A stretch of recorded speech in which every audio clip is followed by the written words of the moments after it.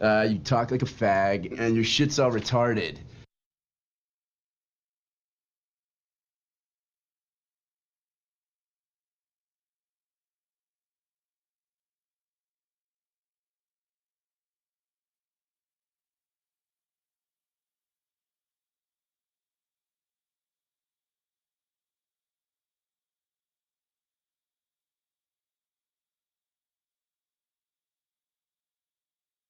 What is the major problem, do you think? Too much hormones. Is very obviously gay. I look at him and I'm like, well, you're gay. Enough. I will hear no more of this Hebrew nonsense. Nobody's saying you can't own a gun. Nobody's even saying you can't carry a gun. All we're saying is you can't carry a gun in town. Oh, buddy! What? I'm always sticking my hands in my vagina. Rest now, brother. We have the watch, and I'll see you in Valhalla. In certain extreme situations, the law is inadequate. In order to shame its inadequacy, it is necessary to act outside the law, to pursue natural justice. This is not vengeance. Revenge is not a valid motive, it's an emotional response. No, not vengeance. Punishment. Tonight we have a chance to say, yeah, you're right. We're too extreme. We're too wild. We're too out of control. We're too full of our own shit. Or we have a chance to say, hey, fuck you, you're wrong. Fuck you, we're right. Because you have all made it to the dance. Because believe me, this is the dance. Start the show.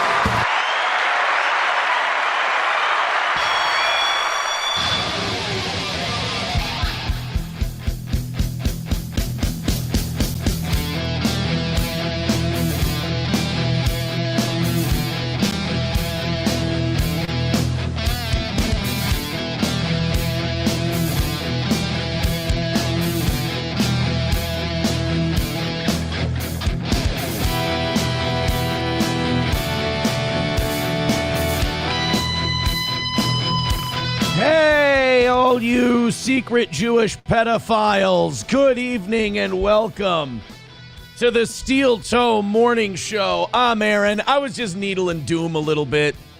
Doom's a big fan of the toe, can't admit it, of course. But Doom was very excited this morning, and I took that away from Doom, and I feel bad. We have some breaking news for you tonight. Cover your ears, darling. Because we have the greatest audience there is, and because I just have a horseshoe up my ass, and I'm like a goddamn golden cockroach who was put on this earth to make people suffer, who all they wanted to see was this goddamn toe guy to go away. And oh my God, I got an Alyssa clip out there that's kicking ass. I've got some things going on behind the scenes that are amazing. And then this afternoon, big drop after big drop after big drop. Thank you very much to Ethan with the biggest of all those drops. I don't want to say who Ethan is in the chat because I think he's got like a hard-ass image. I think it would hurt his chat image if I gave it away. So thank you very much. That's all I'm going to say about money tonight because I got to say, you guys, let's just say with the support we received today, I think you guys deserve a night off. So free will offering, whatever you think we deserve, throw it in the middle. And if you do, just make sure you apologize to Doom. Poor guy, gal, trans, whatever they are.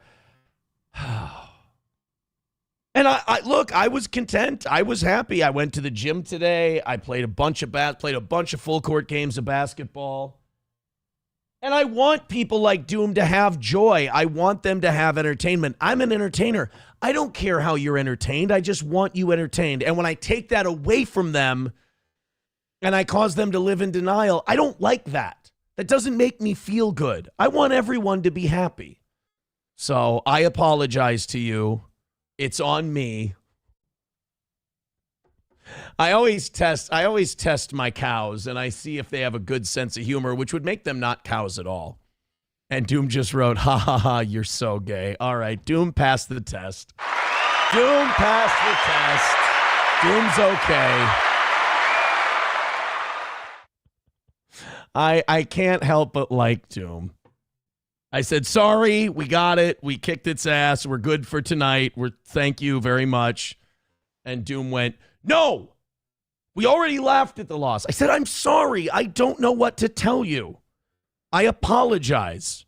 And then I went on that funny little rant. You went, haha, you're so gay. There's an apostrophe in the O-U-R-E, but that's fine. Look, I ain't the grammar police, okay? Thank you guys very much. My lost interest says I'm not Ethan. Now everyone in the chat wants you to know they're not Ethan. I think Ethan tries to play a prick-like character. It's not hobo. And so if they give me the go-ahead, I will. But I think it would ruin it for some of you. Oh, now, Doom has the liar's cope going now. Oh, we were friends. It was going so well. Don't take the liar's cope. You're better than that. Don't be like them. You're limiting yourself. They went, you're just lying. Damn it. If I was going to lie, why wouldn't I lie today when I was in a foolish outfit getting my ass kicked by $60? I'm sorry. You know what? I thought you were ready for the big leagues, kid. I thought you were the good stuff. I didn't think you were another one of these autists with nothing to do but watch the toe all day. Now I feel bad twice. God damn it. All right, Chevmatic with $1 says, where is your three-pointer video and the Crusades members only stream? I think we're good for the Crusades tomorrow. Nobody's come up with a better idea. Your idea still holds, and I've got the perfect video for it. So we will do that. And the three-pointer video has been tweeted out, and I will debut it on the show tonight. I move like such a glacier. I make Luka Doncic look like Usain Bolt. It's ridiculous. It's really bad. Like, when I'm out there and I'm doing well and I'm knocking down shots, I'm grabbing rebounds, I'm having a good game. My team did go 1-2 today, though. We lost 21-19, 21-18, but in game 2, we won 21-6. I think that's got to count for something. Oddly enough, game 1, my shot was off. Game 2, my shot was on. Game 3, I kind of camped out underneath and rebounded and played defense. I was a true white guy. I was a true slow white forward in game 3. God damn, though, like I had a bunch of like 20-somethings on my team. Defense not important to them. It's really not. Like every time up and down the floor, I'm sitting there going, all right, match up, match up, match up. And I'm guarding a different guy every time down the floor because guys aren't fucking matching up. And we're playing against like early 20-somethings, so these guys are fast as shit. I had to foul a couple of them. I said to one of them, as he was driving, I went, I'm going to foul you before I let you score. I lied. He did miss the layup, but I didn't have the fucking balls to put a cheap foul on him. Like a bitch. Like a bitch. Thank you guys very much. Again, today has been a fantastic day. I'm very excited. Couple of other things happened. Tomorrow, I got called out to a gym tomorrow for boxing, and I'm going to go do that. I'm going to go do another. It's never happened to me before. I've never had someone say, hey, could you come out and we can get some work in and shit like that. I'm like, fucking absolutely. So I'm going to go to a gym tomorrow and check it out. It looks cool. It looks really awesome. And knowing how those type of things worked out, I'm probably going to get my fucking ass handed to me at that gym. But it'll be fun to see it. Doom's pay it. Now, see, Doom does have a sense of humor now. Doom is very, what's the word? Bipolar? Or schizophrenic, one of the two. Doom's pay says, can we address the aspect ratio on the super chats? Absolutely. But joke's on you. We need to have some first. Aha, Doom, you son of a bitch. Okay, we need to get into some shit because before tonight's show even started, I was having people write into me, and especially saying Caesar, I had this. I kind of had this to start the show tonight because I was going to go through it real quick because I didn't think people would be interested in the whole deal. But then it's one of the first things I see in the Rumble chat tonight. Saint Caesar goes, "Can you talk about what's going on in the UK?" So you know how I said the other day that with these new Epstein files, it's not going to be one of those things where a bunch of people go to jail. We're not going to round up a bunch of people, throw them in the paddy wagon, take them off to the clink, and, judge slams the old gavel down with a powdered wig on and guilty, and, I'd reach back to an older time and burn you at the stake. It's not going to happen. We don't have enough on these guys, plus they run the courts. But I said what could happen is there could be enough public shaming that over time, these people can't have jobs anymore. These people can't have political positions, and we expose this. Maybe the sunlight will be the disinfectant, and it will go away over time. Now, while I was saying that, I kind of thought it was bullshit. I was just trying to have hope about this whole Epstein thing. Well, it sounds like the UK is about to completely fucking collapse over the Epstein files, so something good could be happening here. Have you heard of Peter Mandelson? Well, there's this domino that's fallen, and it's all because of this Peter Mandelson guy and his Epstein ties, and it could be leading to the complete collapse of Keir Starmer and the entire British government. Again, this is just what I'm hearing. This was breaking at about 4 o'clock today, Central Time. The entire UK government is on the brink of collapse amid Epstein revelations and claims that multiple government officials were involved in child trafficking and torture. So unlike the United States, who is completely owned by Israel, I don't think there's any doubt about it after these Epstein files. I mean, we can't take a piss without them knowing about it. I mean, we gotta throw off these shackles. I don't think the UK is completely bought and sold. They want to dig into this. They want to look into all this. They don't have Ben Shapiro's going on their podcast and going, "This is not a big deal. And if you think it's a big deal, trust me, the American people don't care. Don't look. Quit looking. Stop noticing." They don't have that. They hear child trafficking and they go, "Wow, we really fucking hate that. Let's go round up the people who did it." So they're looking into this. Whereas the United States is actively trying to hush, poo-poo the whole thing. I mean, you watch boomer news like mainstream TV news, they're not even talking about this. Chaya Raichik turned her tweets to protected, and libs of TikTok is pretending that no Epstein files were ever released. They're still tweeting about gay nurses are shoving thermometers up their assholes. I don't know. But in the UK, they're like, "Hey, you know what? Child rape, that sounds bad. Why don't we look into it?" And so they are.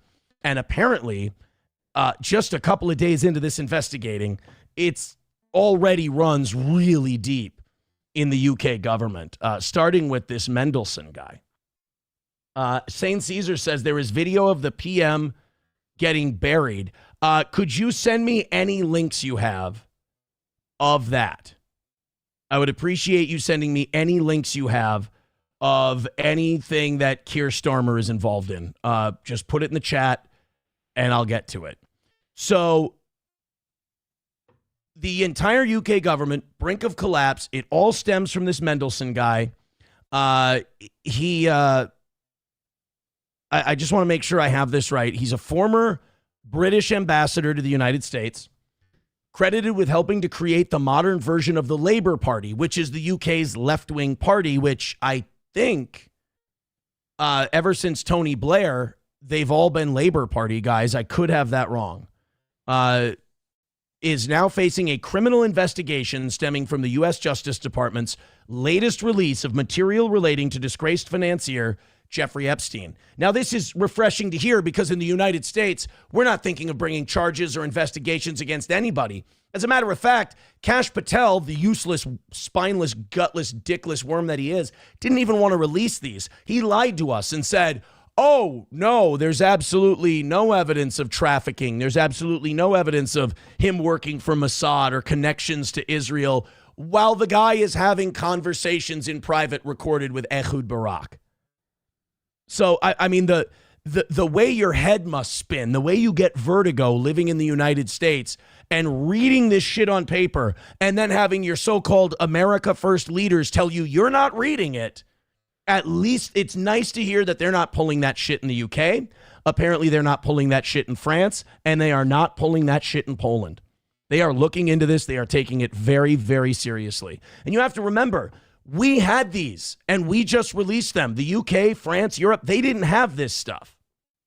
So Mandelson, 72, is accused of passing on market-sensitive information that was of clear financial interest to Epstein in the wake of the 2008 financial crisis. If you don't know how the 2008 financial crisis went down, it went down like this. Very wealthy bankers made really irresponsible loans. Other really wealthy bankers made irresponsible bets on those loans.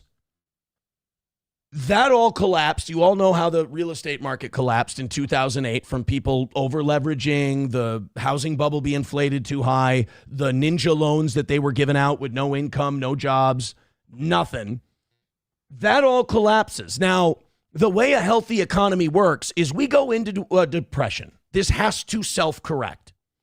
The banks that made all the bad loans, they go out of business. The people who work with those banks, unfortunately, they lose their money that's not FDIC insured, meaning wealthy people, because FDIC guarantees up to $250,000.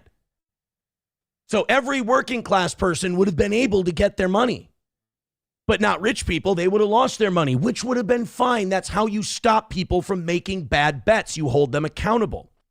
So 2008 happens. The housing market collapses. What happens? People lose their homes. But what happens to the banks that made the bad bets? We write them trillions of dollars worth of bailouts, hand them the money. They do fine, give each other giant bonuses. Meanwhile, working class people lose their home equity, which is the number one builder of generational wealth for the working class in America. So what happened? Sorry to make Bernie Sanders right, but the poor got poorer and the rich got richer. Income inequality went like that. So what were people like Jeffrey Epstein doing? They were engaged in discussions with Peter Mandelson, basically engaging in insider trading and using it to fleece the working class of the UK and the United States to make money for their hedge fund buddies. I mean, truly evil stuff that if we lived in a civilized society, people would be dragged into the street and beaten for. So this Mandelson guy was working with Epstein in the wake of the 2008 financial crisis. Gordon Brown, who was Britain's prime minister at the time, said Tuesday that he has written to the police with information relevant to its investigation and slammed Mandelson for his inexcusable and unpatriotic act. So this Mandelson guy, which I don't even want to look it up. Yeah, okay. So he's more loyal to his religion. He has no country. He has no patriotism for his country, this Mandelson. He has loyalty to his tribe, and he sold out his country to enrich his tribe. That's fucking treason. This Mandelson should get a traitor's justice. Thank God that you got people like Gordon Brown who says this is inexcusable, this is unpatriotic. Guys, we've been shitting on Europe a lot. We might have to lean on Europe on this one. They might be the only ones that aren't blackmailed by Israel enough to actually do something about this. Although the scandal may have been less potent if Mandelson, who was twice previously forced to resign from government due to his ties with, listen to how they put this, wealthy individuals, Zionist Jews, had not been plucked from the private sector by Prime Minister Keir Starmer to serve as Britain's ambassador to Washington, despite his well-known friendship with Epstein. Despite he probably got the ambassadorship to the United States of Israel, I mean America, because of his friendship with Epstein. Because it probably led to him having friendships and relationships with Netanyahu and Ehud Barak. God, I mean, balls in our court. What are we going to do about it? The most nonviolent thing we can do to these people who have stolen from us is never let them anywhere near power again and shame them publicly. If we can do that, we don't have to take any more drastic steps. But it sounds like this could burn down the entire UK government, and I hope it does. That would be a huge message getting sent that we're actually going to do something about this. And I hope we do. Fuck you, dude says the Liberty Tree is looking dehydrated. St. Caesar says, Aaron, this is the same party turning on the prime minister. Never seen in the UK. I'm so happy right now. So, St. Caesar, to make this quick, you live in the UK. You're watching this go down, and this is like unprecedented to you because this sounds huge to me, but I'm very hyperbolic. Darkwind says, yeah, the banks got bailed out, and as a new home buyer at that time, got fucked. Our house was worth 1/2 what we paid a year after the crash. Yeah, and I feel bad because I bought my first house like 3-4 years after the crash, and shit was... So there was a slight recovery after the bailouts, and the Federal Reserve dropped the rates to about 0. But things dipped again after those first-time homebuyer rebates went away in like 2010, 2011. So then when I bought in 12, it had dipped again, and rates went lower and prices went lower. And my wife and I at the time, I think girlfriend at the time, and I got a screaming deal. And, but don't worry, I got my justice. We got divorced and we had to split halvesies on it. I got mine. All right, so we got St. Caesar is our breaking news guy on this UK stuff. This is, you're watching the Wolves turning on their own as we speak. Starmer is done. He is completely standing with his emperor's clothes ripped off, and we see him, and he will try to slither his way out of this, but this would have severely damaged his ego. You know, it's funny. This seems to happen in Europe, and now I guess America, because we haven't been around that long, but this seems to happen in Europe every 100 years or so. Every 100 years, some particular group just starts fucking around and hurting people and robbing people and stealing from people and doing truly evil, satanic things to people. And then we start to go, let's make these people pay for the evil things they've done to us. And then they go, well, how terrible of you to want to punish them. I guess I'm a terrible guy then. This is Keir Starmer. What is this? A House of Lords, House of Commons? You guys got your faggy houses over there? We know that there will be a cover-up because this implicates Go, Black Lady! And his Chief of Staff, Morgan McSweeney, a protege of Peter Mandelson. The Prime Minister chose to inject Mandelson's poison into the heart of his government on the advice of Morgan McSweeney. His catastrophic lack of judgment, telling us now that he did know, has harmed the special relationship. It has endangered national security. It's not the humble address, it's him. Compromised our diplomacy, and it has embarrassed our nation. After all of this, does he have the same full confidence in Morgan McSweeney that he had in Peter Mandelson? So Morgan McSweeney is his current chief of staff. Morgan McSweeney studied under this Mandelson, who's an evil, terrible guy linked to Epstein, sold out the UK to his Jewish interests, he himself being Jewish, and basically robbed from the UK to give to Israel. And now this guy is like an owned puppet of him, and he's running Keir Starmer's office, essentially. Prime Minister. McSweeney is an essential part of my team. He helped me change the Labour Party and win an election. Of course I have confidence in him. But, Mr. Speaker, whatever is slung across this dispatch box, I don't think it's right for the Cabinet Secretary to be denigrated in that way and to suggest that he would be involved in a cover-up. Wow. Good. They're turning on him. Eat him alive. Eat him alive. Disgusting scenes at PMQs. Starmer legs it after saying he would make available documents relating to him taking on Peter Mandelson as the UK-US ambassador. But you can't see anything related to national security, meaning he will block all the juicy and dodgy stuff. You've got, of course, this is how it always goes. Thank you ever so much, Mr. Speaker. The Prime Minister said that in each humble address that his party laid in opposition, they mentioned national security. Mr. Speaker, the Prime Minister has left. However, I have checked the two most recent humble addresses laid by the Labour Party when they're in opposition, and all members on those benches should be very aware the words national security do not feature even once. Because it is not necessary in a humble address. So, Mr. Speaker, how do we get the Prime Minister to correct the record when he's just chosen to leave the room? He ran like a bitch. Ridiculous. Can I just say to you, You put it on the record. I don't want to continue the debate, but you put it on the record, so it's there. Right. I will leave it at that. That guy seems like kind of a piece of shit. So there you go, man. A mess happening in the UK right now. A mess happening in the UK, and let's be very clear, I am here for it. And again, I'm just learning about this kind of like just on the fly. I'm kind of just learning about what's going on in the UK as basically Sane Caesar sends me links. Like as he sends me these Twitter links, I'm learning about all this. Okay, we just got that one. Thank you, buddy. I appreciate it. Wow. Propaganda says, yeah, they need to go away. They're not even qualified to run a hot dog stand.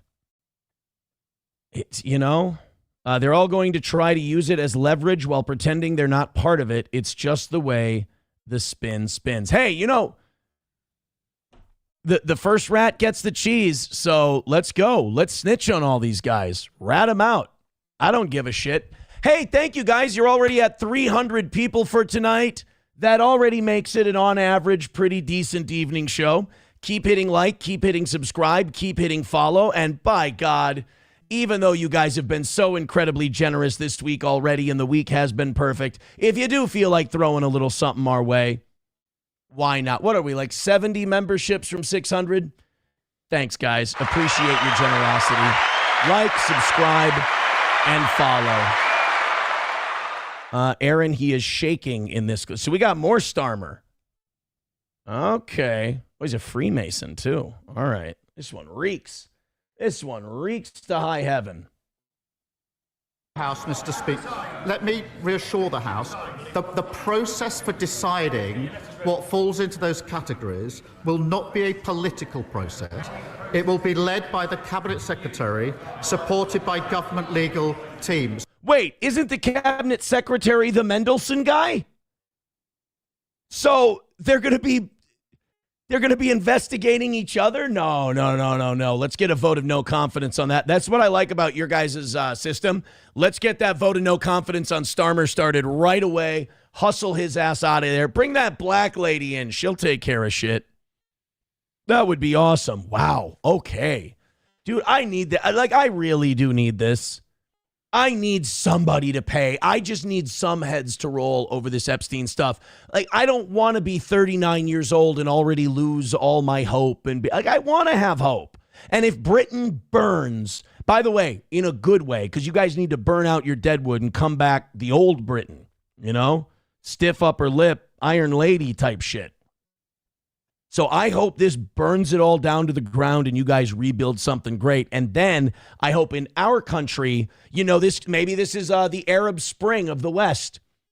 You guys burn it down. Our people see it. They go, oh, let's do that to our guys. We're just gonna see how tight that grip Netanyahu has on our country is and see if we can't break it. But think about it. Keir Starmer is the guy who has been ushering in and endorsing and thinking all of this third world Muslim immigration is awesome. It's the tits, even though it's crushing the United Kingdom and the people don't like it.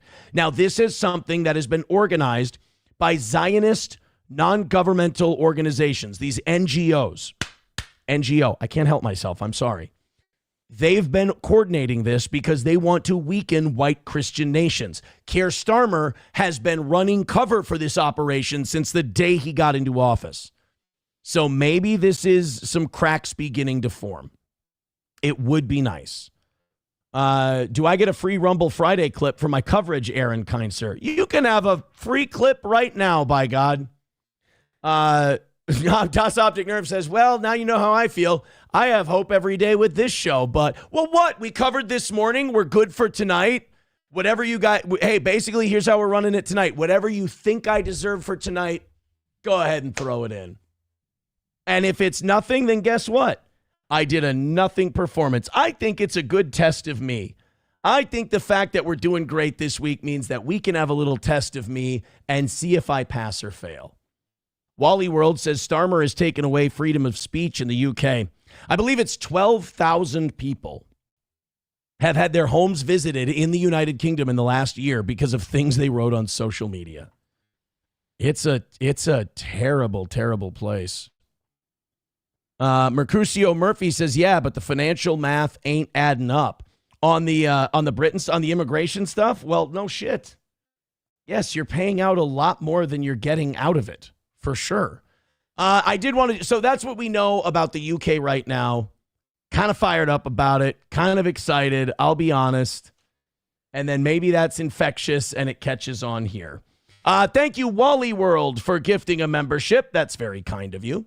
Chevmatic with $1 says, this has all been bumming me out that nothing is happening from the files. England is starting this. It's actually making me very happy. I know. I don't want this to be a downer for any of you. This is a fantastic thing that's happening.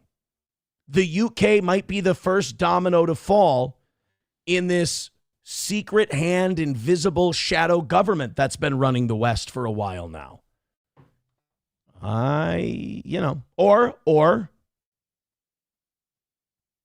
We're all just getting our hopes up for nothing. But hey, doesn't it feel good?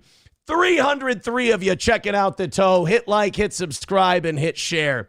So I'm a big boxing fan. I box myself. I watch when I can. Last night, I got the bug really bad. And I watched my favorite fighter of all time. I watched some James Toney fights, and I watched some James Toney sparring. I love watching James Toney. And I fell asleep to that last night. So I've got the bug. I've also got some fights in the works. No more amateurs for me. We're gonna step the game up to the next level. I'm talking to a couple people about the next thing. We'll see what it is, whether it's here, whether it's somewhere else. But I'm very excited. Gotta get that weight down a little bit and gotta hit the weight room a little bit more. I wouldn't do it today. We're not ready today. But I ran across this on Twitter today. It was Deontay Wilder giving an interview. Now, Deontay Wilder's trying to make a comeback. He wants to get a fight with Alexander Usyk, and Usyk wants to get a fight with Deontay Wilder because Usyk has beaten all the big guys from his era, whether it's Chisora, whether it's Daniel Dubois, whether it's Tony Bellew, Tyson Fury, and Anthony Joshua. He's beaten all of them. The only one he hasn't beaten from that era, Deontay Wilder. It's not his fault. Wilder's kind of fallen off. He's gotten old. He's been losing. I think he's lost twice since Tyson Fury beat him. So Wilder's got like 4 losses now. So he's got to come back, and he's got to beat somebody. And I think he's got a fight scheduled with, I think, Derek Chisora, actually. And if he wins that one, he can get a title shot against Usyk. Usyk can fight Wilder for a massive payday. Deontay's back. Everybody likes the big puncher. And then Usyk can win and retire. What we found out in this interview with Talk Sport is that Deontay Wilder does not like talking about Tyson Fury very much. Now, if you don't know the history, they've had 3 fights with each other. They were all very good, very entertaining scraps, especially the third one. Wilder got a draw in the first one and lost the other 2. He is swearing up and down that Tyson Fury cheated in the second fight and the third fight. He said he had like egg weights in his gloves, which, look, man, I've worn boxing gloves. I've punched people. You don't want egg weights in your gloves. That's going to be really bad for your fists, for your knuckles. You're going to hurt yourself as much as you're going to hurt your opponent. But he swears that Tyson Fury had egg weights in his gloves and that he was cheating a couple of other ways. Okay, fine. The problem is this Talk Sport guy tried to press him on it.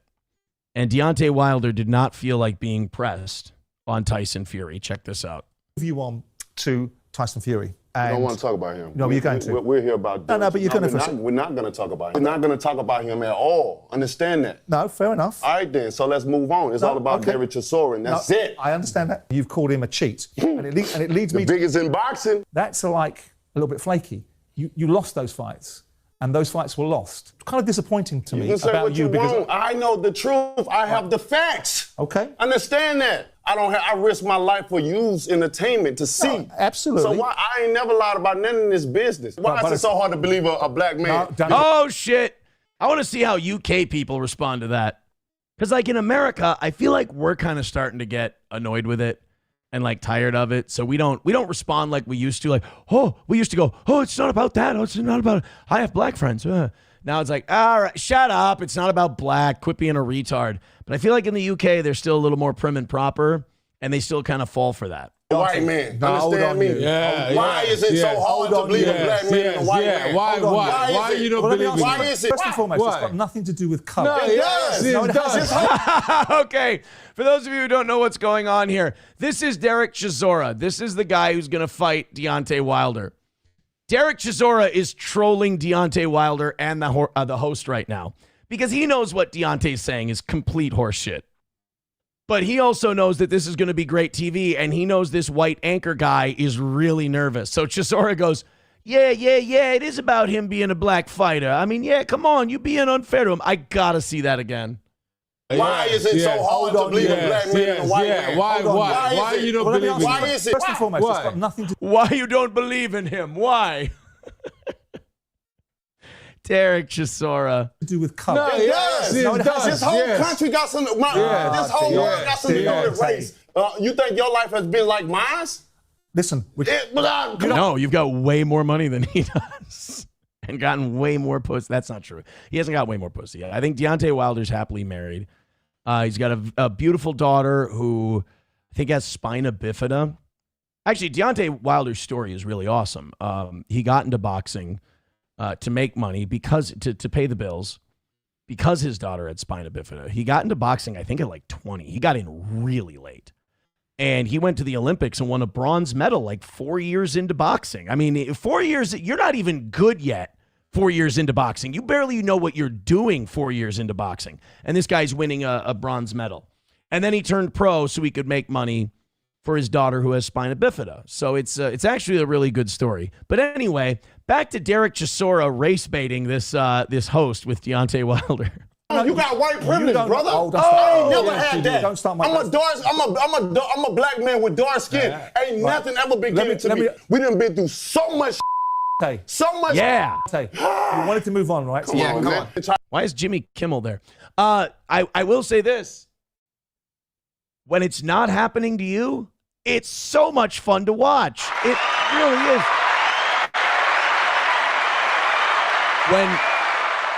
When I was in jail and we were in the gym and we had just finished a game of basketball and my teammate and I won and the other two guys were arguing, the other two teammates. And I'm sitting there, we're just sitting there watching. And when there was a break in the action, I looked at all of them black guys. I just looked at them and I go, hey, I got to tell you, as a white guy, to see because they were having a racial disagreement about him being light-skinned and the other guy being dark-skinned. And I say, hey, guys, I just want to say as a white guy, it is so great to see you guys fighting amongst each other instead of calling me a racist. They liked that. They thought it was funny. Pro tip, if you're funny and you go to jail, you're going to be fine. You're going to make lots of friends. I'd not like that. All right, continue, Deontay. He's on a roll. I'm sorry I interrupted him. To give you a vision, a little insight of what we go through as black people, man. I got it. You don't get it. Did you see what Chisora just did? Little insight of what we go through as black people, man. I got it. You don't. Chisora just gave him a box of tissues. Derek, not helping. Don't get it. Well, okay. None of y'all get it. Where do you want me to go? Y'all don't get it. That's the problem. You think you get what you don't understand. Okay. Why is it so hard? Man, let me get the. I think Deontay's like 42 years old, by the way. Not a sign of maturity. Out of here, bro. I'm out of here. I'm out of here. Talking about my peoples and all that shit. It's hard to believe a black man than a white man. The cheated. Tell him to sue me so I can show the facts early. Because when the documentary and everything, the story come out, I'm gonna show everything. Fantastic. I'm gonna get all the people that know and all the people that's in the inside. He got people that. Oh my God, Tyson Fury's in the Epstein files. No, I don't. The inside of him. I don't. What? I don't about that. I said we didn't want to bring him up in the first place. It ain't got shit to do with him. Fair enough. The you talking about? Yeah, man. You, man. I'm out too. I love. Okay, I know Derek Chisora is old now, and I never really was a fan of him, like back in the day. But like, I'm a Derek Chisora fan now. That shit was funny. Whew. But I got to tell you this: that had to be warm in there for that TV show host. Oh boy! Thank you to My Lost Interest for gifting a membership. Thank you very much. Oh, are you guys going to teach me a lesson today? Are you guys going to teach me a lesson today? That, oh, look, Aaron's not talking about money at all, so now it's going to come. I mean, really, it could go either way. Either we do really, really well, and then I go, oh, maybe the audience is right. Maybe some people are right. If I just shut my fucking mouth, it would be fine. Or I can be vindicated. And either way, it works for me. Redbird with $1 says, these demonic fucks hold no loyalty to nations. They see an attack on one of them as an attack on all. I'll take Poland. Okay. Loyal CG guy. Uh-oh. I think I made the Comicsgate people mad.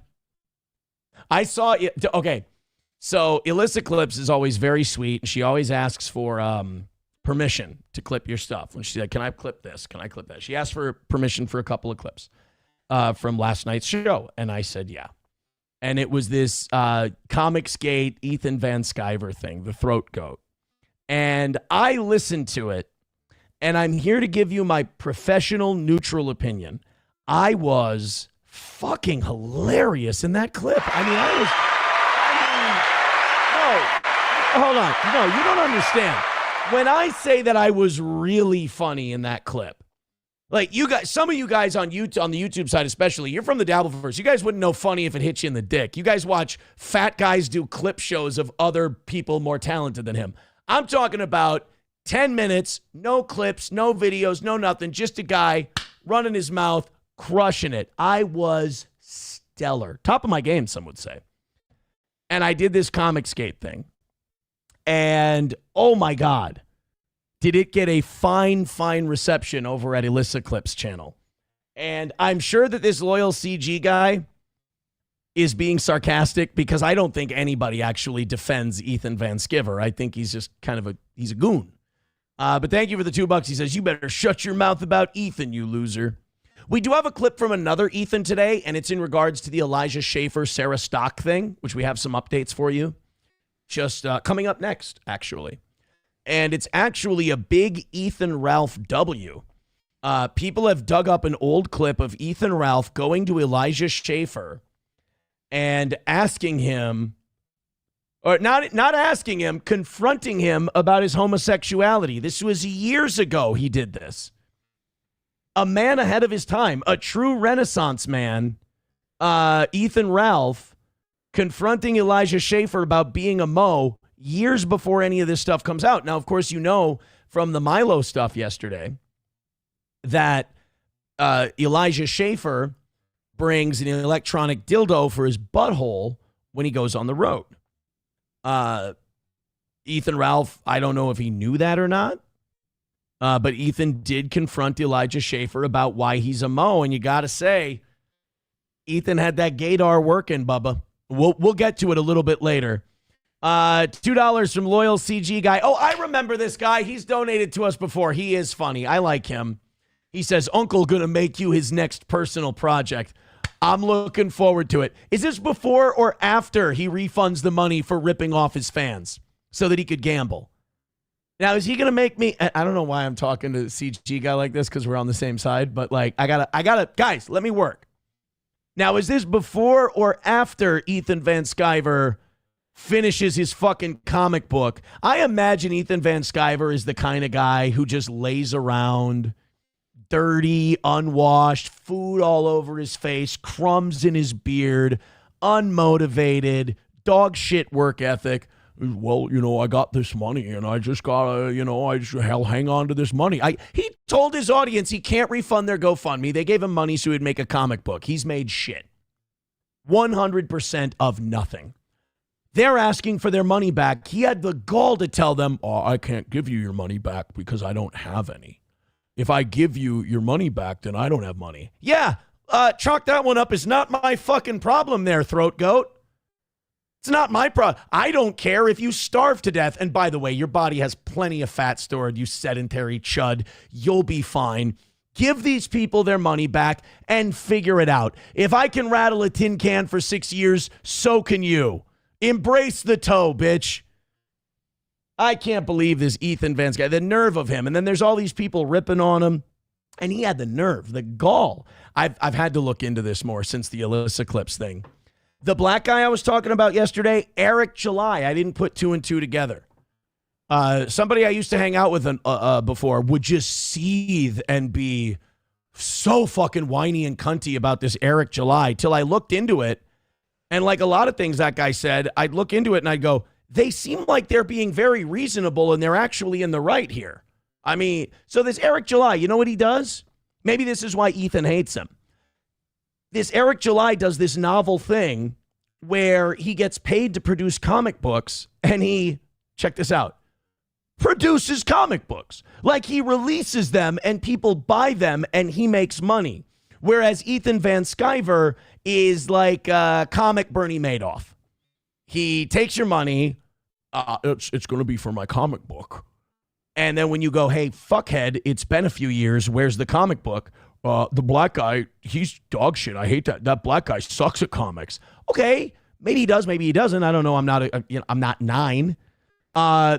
He seems to be putting out material, though, that people are enjoying, and he's making money. How about you give us a refund because you clearly are just going to sit on your fat ass with jelly in your beard, not making comic books. Well, I can't because I'll be in dire financial straits. You should be. You deserve to be in dire financial straits for fucking people over. That's the rule. You fuck people over, you go broke. By the way, good luck at the craps table. That's all I want to say. Loyal CG guy, he's just gassing me up now at this point. I like him. $2 from Loyal CG guy. He says, watch it, bud. Uncle E will file a lawsuit on you. Everybody's always going to sue everybody. And they never sue anybody. It's just one of life's great letdowns. Rexstart parody account with $1 says, so after all these years, you're getting involved. Not getting involved. Not getting involved at all. Wally World says, is the comic book like the 5K locals gift? Maybe. Maybe it might be. You know, both things that are never going to fucking get done. Ever. All right. There's a few people writing in about this. I don't want to miss them. The cartoons part is really gay, says Honorable. Yeah, no. And let's be very clear. That's a good reminder. This is all about cartoons.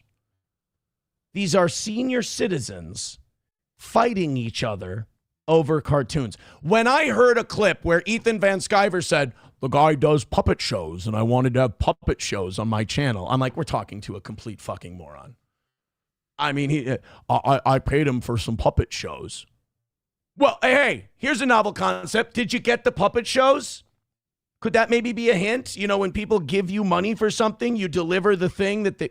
You know what? Never mind. I can already tell it's gone over his big dumb head. Just throat-goating his way to fame. My Lost Interest says, has Aaron slipped into a strange dialect that I am unable to understand? I hear comic book every other sentence, but that's all. I might be mildly losing my mind. It's entirely possible. I also just, trying to provide Alyssa with some material. That's all. Just trying to give her some clips. Actually, I'd kind of like to keep this one. I think hers is doing okay. I think I might want to keep this rant for me. Notepen 15 Fathead with $2 says, what kind of grown man reads a comic book? Gay ones. Pen 15. Gay ones. On a Wall with $1 says, EVS is an old woman constantly gossiping, stirring S, useless. Oh my God. And I've heard him give some of the gayest, most terrible takes I've ever heard too. Just on these clips I've seen. It's like, can a man have his finger further away from the pulse and jammed that far up his own asshole? It's remarkable. Actually, you know what, Alyssa? You can have this one. Because if Alyssa Clips takes this one, it'll get to the audience it's intended for. I don't have that audience. Some would say, Aaron, put the clip up. You'll gather that audience. But you know what? She's already got part 1. She can have part 2. This was the clip that Sane Caesar wanted to send us for his help with all the UK stuff tonight. Let's do this, and then we'll give you the latest on this Elijah Schaffer, Sarah Stock stuff. This former trad mom conservative, she looks like she's running from the fight. It's time to fight, fucked, or hit the fence. And guess what Sarah Stock decided to do? She had enough of the fucked part. She's hitting the fence. But first, Sane Caesar. Tony Atlas, you will never. Oh, wow. This is old school heel Hulk Hogan. This is Thunder Lips. Is this the one where he calls Atlas a boy or like a racial slur? Atlas, you will never, ever, ever pin me or beat me in the center of the ring. There are a few things you might be better than me at. One of them is shining shoes, maybe chucking spears, and maybe eating watermelon balls. Fucking based Hulkster. Wow.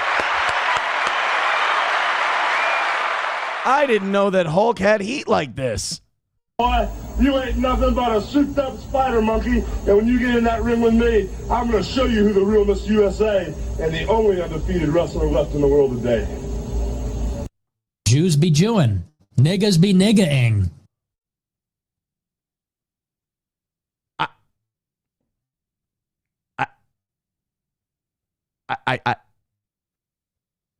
I didn't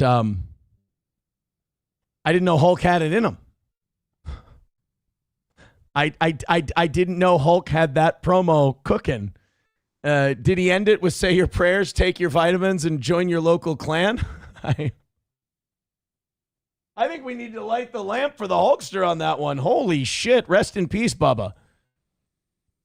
Ripped Lace says, bad acting. I don't think he was acting. I think that was a shoot. Ripped Lace says, that's a sad, slow reading off the teleprompter. I will say the spear chucking line got me. That's old school racism. Boy, shine my shoes, spear chuck. Souped up, Bompa Shab says, souped up spider monkey is unironically awesome. And ironically, his son Nick would drive a souped up Supra into a tree and nearly kill a Marine. Well,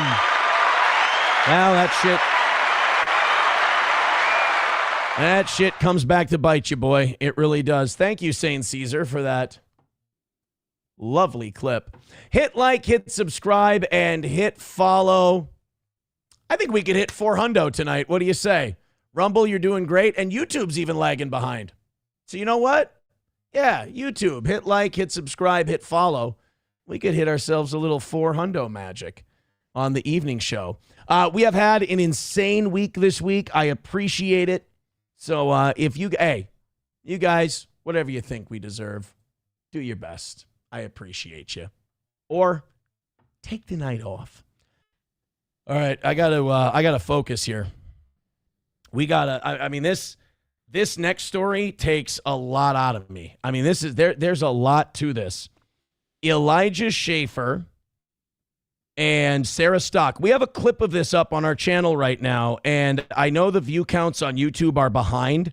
I will spoil it when the view counts are done counting and you guys get to see what I'm seeing right now. If it continues on this pace, we've got ourselves a good one. Oh, boy. Oh, boy. I think, let me go on the actual YouTube app. Yeah, you guys are seeing 550 right now. It's more than that. Go in there, hit like, hit follow on that clip. It seems like it's starting to make the rounds. Our subscribers are going up. I appreciate that. So we have more updates on this Elijah Schaffer, Sarah Stock thing. This is Conservative Inc. These are trad dad and trad mom grifters who turns out were boning and fucking each other, sucking and fucking and all that stuff, doing drugs, the whole deal. Milo Yiannopoulos blew the lid off the whole thing last night because this Elijah Schaffer is having a complete mental breakdown. And his wife left him, took the kids, filed for divorce. In his brilliance, he then went to another state and filed for divorce to make it look like he filed, which not petty at all. And then then he goes and he says, my guns have been taken from me. The feds are planting drugs in my house. And then he deleted all those tweets. So he's having a really rough time. Milo decides to empty the chest of secrets and lets us know that Elijah Schaffer and this Sarah Stock, who's another conservative commentator I'd never heard of, they were stooping each other for like 6 months, and she only broke it off when she got engaged. She was cheating on her boyfriend, who is now her husband and probably won't be, the entire time. So it's another thing. Conservative men, Christian men, listen to me. Stop with the e-girls, all right? They're all dumb hoes. Don't take them seriously. Whatever great take they have on politics, there's some dude out there who has a better one. You can watch his show. Oh, she has tits. A lot of people have tits. I have tits. It doesn't make you special. So this Sarah Stock starts catching strays because this whole Elijah Schaffer thing was just supposed to be about him losing his mind and his wife and his kids. All of a sudden, Milo goes, oh, by the way, he's been fucking Sarah Stock. Here's a bunch of recordings that I have. Here's a whole dossier on the thing. Then Milo tweets today, the ball's on this guy. I love Milo. Milo then goes, you know, I don't think it's right to air any more of this dirty laundry. I sent a, what do you call that? He said, I sent a dossier to Sarah Stock's husband, and I also gave him advice on how to get an annulment because he believes that this guy was kind of lied into the marriage, and in the Catholic Church, that can be grounds for an annulment. So he doesn't have to get a divorce, which is a sin. Two-timer here. So Milo's like, I'm not going to release anything more publicly. But here's what's going down. Papa Shop says, Aaron, buddy, there is no right-wing N-word. It's cat boys and gay. Really? That's too bad. Red Fox Mad with $5 says, Aaron looks like he weighs 310 pounds today. Look at that dad bod. That double chin is sure growing. I found out this isn't called dad bod. You see my neck? It's getting smaller, right? It's because of my bad posture. I have what's called tech neck. See, if I sit with good posture and I sit up straight and I do my show, my face gets less fat. But as the show goes on, I slump down, I go like this, and I have that fucking awful, again, what they call tech neck. So anyway, that's going to be in the clip now. We got updates on this Sarah Stock, who apparently her last name had changed to Setka. I was not aware of this. Again, don't know the broad. She catches all the strays from these Milo dumps. And I'm sure before Milo ran his mouth, she was like, oh, good, Elijah Schaffer's having a meltdown. He's getting a divorce. I'm in the clear. Whew. Here comes Milo, just being all fancy and gossipy and gay and going, actually, darling, this Sarah was sucking his cock the entire time. This is something you all need to know. It's very important. And I think it is very important, and only for one reason. Both of these two made part of their image, part of the thing they sold to their audience that they took money from, they made part of their image, I'm wholesome, I'm traditional, I'm conservative, and they turned out to be bisexual cheaters. At least he was a bisexual cheater. So Sarah Stock responded to all this today. She writes, a lot of what, and this was on X. She said, a lot of what has been said about me is completely untrue. That being said, there are mistakes and unwise decisions I have made that I deeply regret. I apologize to everyone who has been scandalized by this. Please pray. Logging off now. You don't tell me to pray. There's something about her telling me to pray that I don't like it. It makes me uncomfortable. Bitch, you ain't need to tell anybody to, you go pray. No, you. I'll pray when I want to pray. I'm not going to let you. If I let you tell me to pray, that kind of ruins the prayer, and God's going to see it. And then she says, logging off now. First smart thing she said about this whole thing. So a lot of what's been said about me is completely untrue. That being said, there are mistakes and unwise decisions I have made that I deeply regret. That is manipulator speak for, that's phony manipulator liar speak for, I got caught. Most of the important shit is true, and I'm going to piss off. Thank you.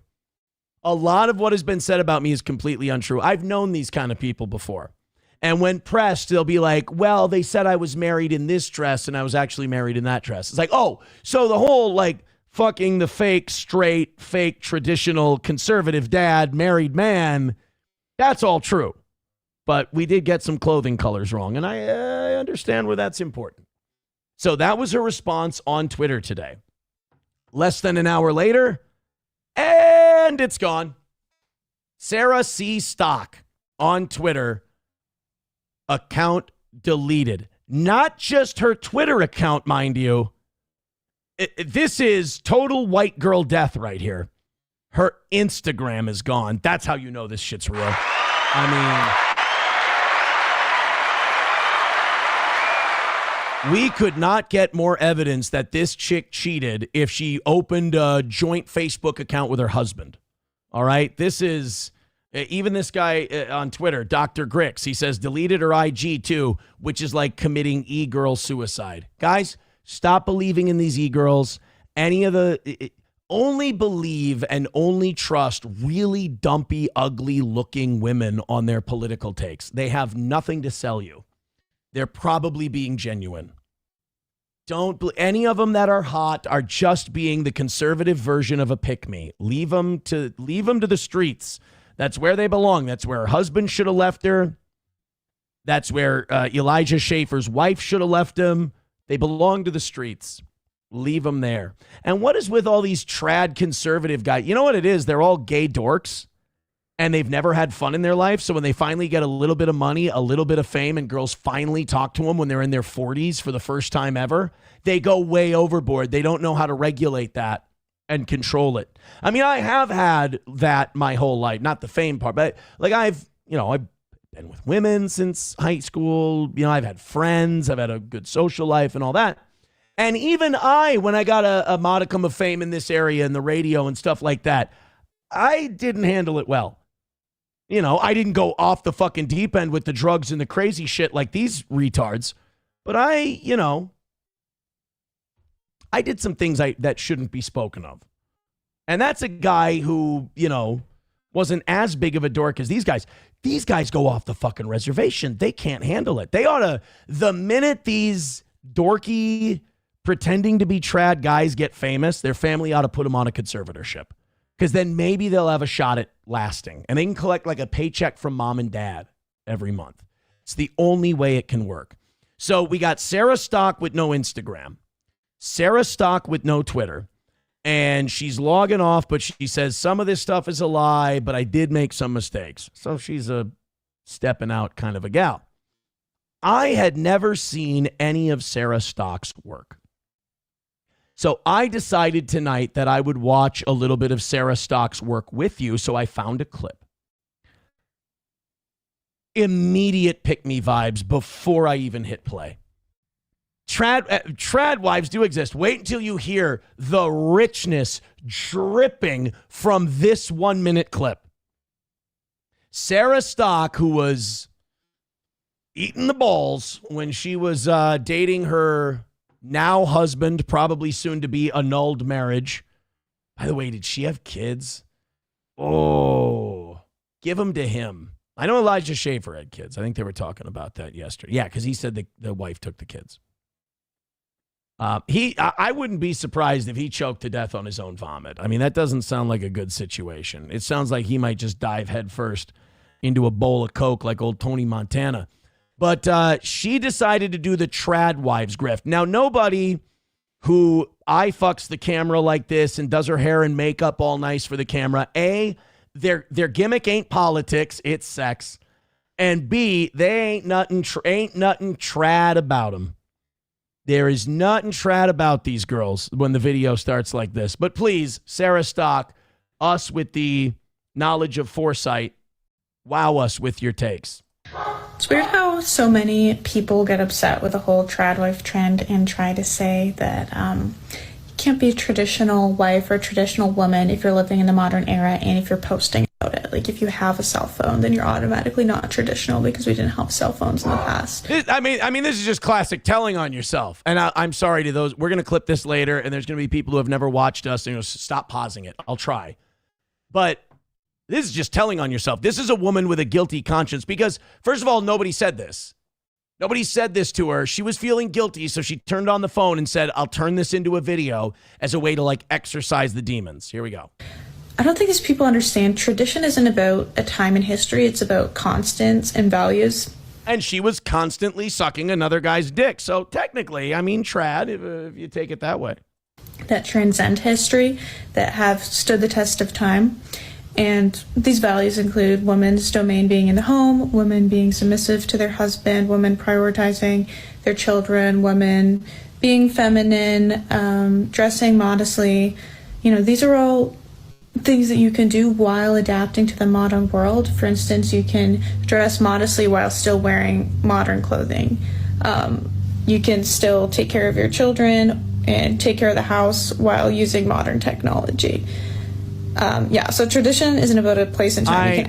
I really glad that I didn't discover this woman at any point, like during our show before this epic meltdown she's having, because I would have been the party pooper who would have warned you guys, stay away from this. Don't get it. Don't like this. Don't, kind of like I've been with Ben Shapiro and Crowder for years.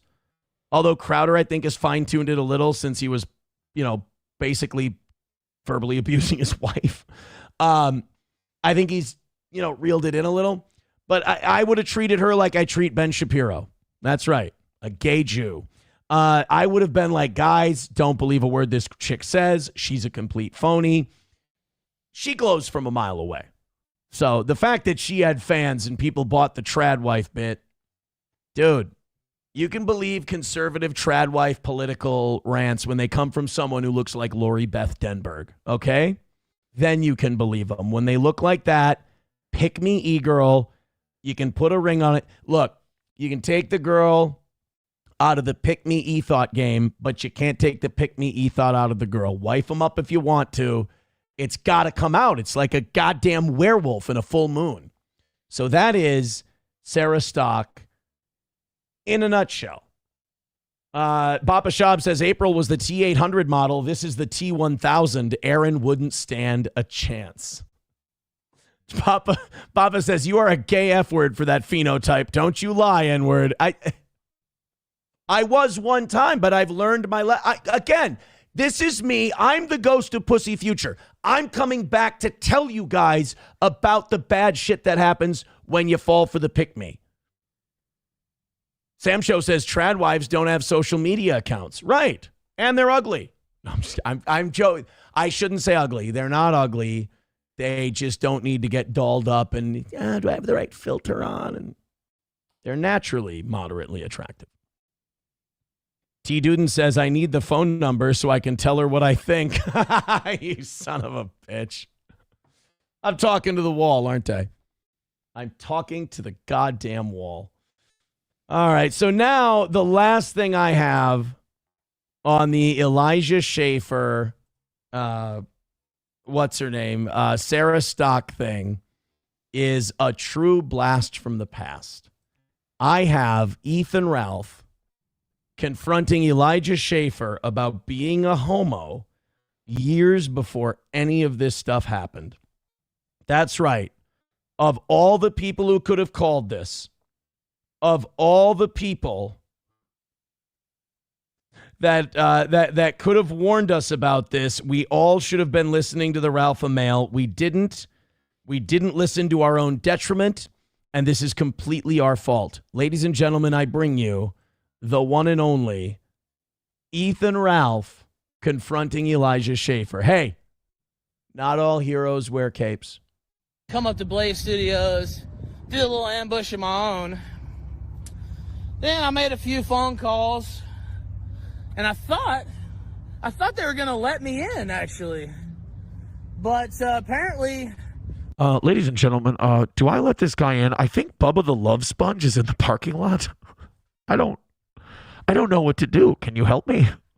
Apparently the head people in charge here decided they weren't going to let me in the building, so... Oh, here goes Elijah right here, actually. Oh, God. Oh, wow. That's cool. You guys got to remember, the kill stream was back in just before Trump's first term. The kill stream was where all these conservative e-guys went to fight each other. Wasn't that what they called it? Internet blood sports? I remember that era. Richard Spencer would be arguing with Mr. Medicare. It was the golden age of the internet. People would just go on there and start arguing. Like, what was it? What's the guy's name? What's the guy who doesn't know shit, but people like him? Like he's always talking out of his asshole. Sargon of Akkad. That guy, Carl Benjamin, right? He would go on there and he would get yelled at by all the right-wing guys for being gay. I think Ethan was still like up when this happened. I got some Elijah right here. Let's see what he's got to say.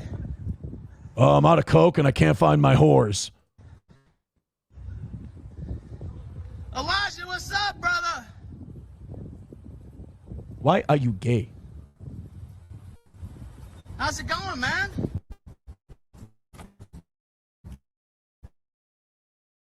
Hey, what's up, man?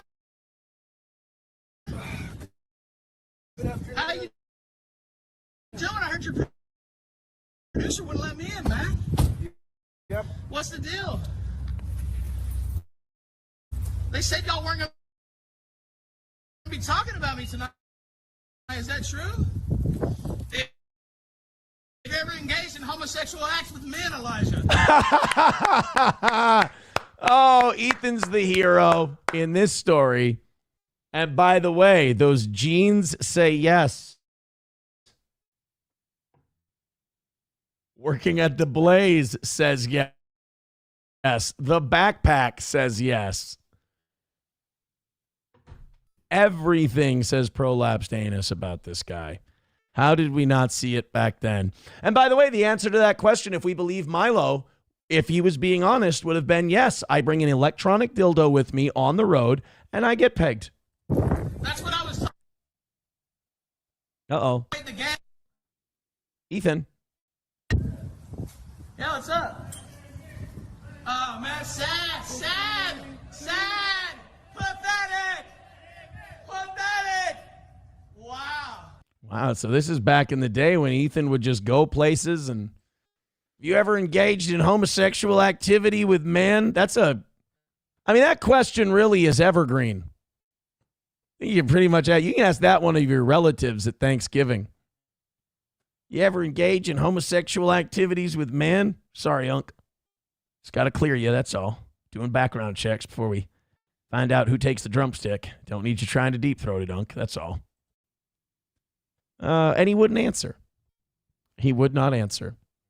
Oh, no. I'm seeing something in the chat. Guys, we don't need to go to Ethan now. We don't need to go to Ethan. People are telling me there's a clip of Ethan where he's not in the best shape. And he's... Oh, no. They're saying, Aaron, it's on illicit clips. I didn't... Look. I didn't come here tonight to show clips of now Ethan doing something silly. I came here tonight to show you based awesome clips of Ethan confronting Elijah Schaffer. All right? Plus, we had a very generous day today. The audience has been amazing. We're doing a thing tonight where we just go, hey, however good the show's been or not good the show's been, let that dictate your generosity. We're testing. We're doing a test. And it's not a good test if you tell people you're doing a test, but I want them to know we're doing a test. So I don't want to go that route. 334 of you checking out the toe right now. Thank you very much. Not bad B-show numbers. Hit like, hit subscribe, and hit follow, and we appreciate it. So do you remember yesterday or Monday evening's show where we talked about Billie Eilish talking at the Grammys about how, nobody is illegal on stolen land? Well, it was found out that you're not going to believe this. Billie Eilish's mansion is on stolen land. Oh, my God. Now, you might hear this and you might go, oh, my God, that's terrible news. Billie Eilish doesn't think that way because Billie Eilish goes, hey, wait a minute. This is my big opportunity to give back to the people. This is my chance to put my money where my mouth is. One thing we do here in Hollywood is when we say something at an awards show, we follow through and act. We don't just say it for, to make empty promises or for applause lines. So this is great now. Billie Eilish she finds out her house is on stolen land. She can now give it back to, what are they called? Tonga or Tonja Native Americans, we found out. That's the tribe. Well, this news guy decided to go there. Now, is this the AI news guy? Or is GB News something real? This might be the AI news guy, but who gives a shit? Somebody sent it to me, and I loved it. This is the Billie Eilish house clip. Isn't that ironic? Massive gates keeping people out. I thought Billie didn't believe in borders. Oh, no, it's not. This is a real thing. Okay. Well, according to the driveway, Billie does believe in borders. She believes in massive gates keeping people out. Well, yeah, what if some cunty British journalist comes by and wants to bust her balls about Indians? A couple of cameras up there as well. The lights are on, so somebody must be home. Let us in, please, Billie. We are here because this is stolen land, Billie, and we think we should be given access to your quite lovely $3 million mansion.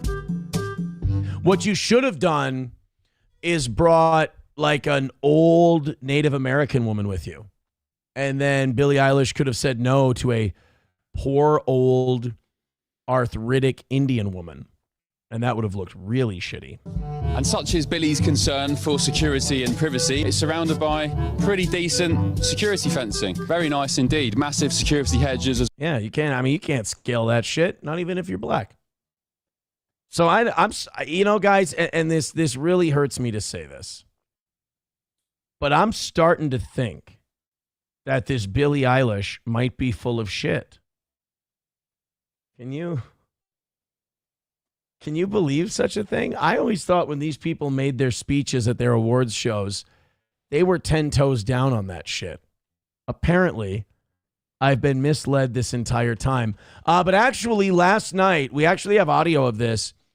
Last night at around 11:30 at night, a tribal group got brave and they decided to show up at Billie Eilish's house to see it. They weren't demanding anything of her, but they showed up. They formed a little party and they showed up at her house just to see if they could work something out, to see how much she meant the stolen land thing. We do have some audio of them arriving.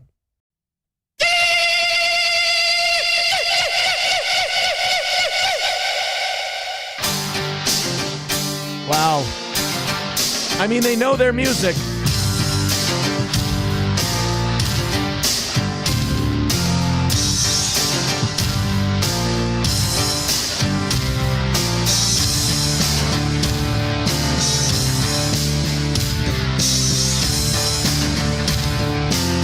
Oh my. Well, look, look, if an Indian war party showing up at your house doesn't get you to change your mind about giving back your stolen land, that's why I think the only way to be in this country is just go, yeah, we fucking conquered it. What are you going to do? That's how it works. Because you really sound like an absolute dipshit when you go, we're doing this on stolen land. Because now you're acknowledging that you stole it and you at least are saying you feel bad for it.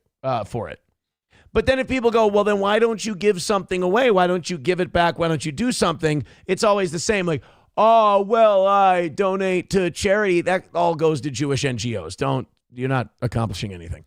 Well, I do. It's like, why are you putting us through these really uncomfortable paces? Why are you putting us through this dog and pony show where at the end we're all going to feel uncomfortable because we're going to corner you, your logic is going to run out, and you're going to have to be a dick?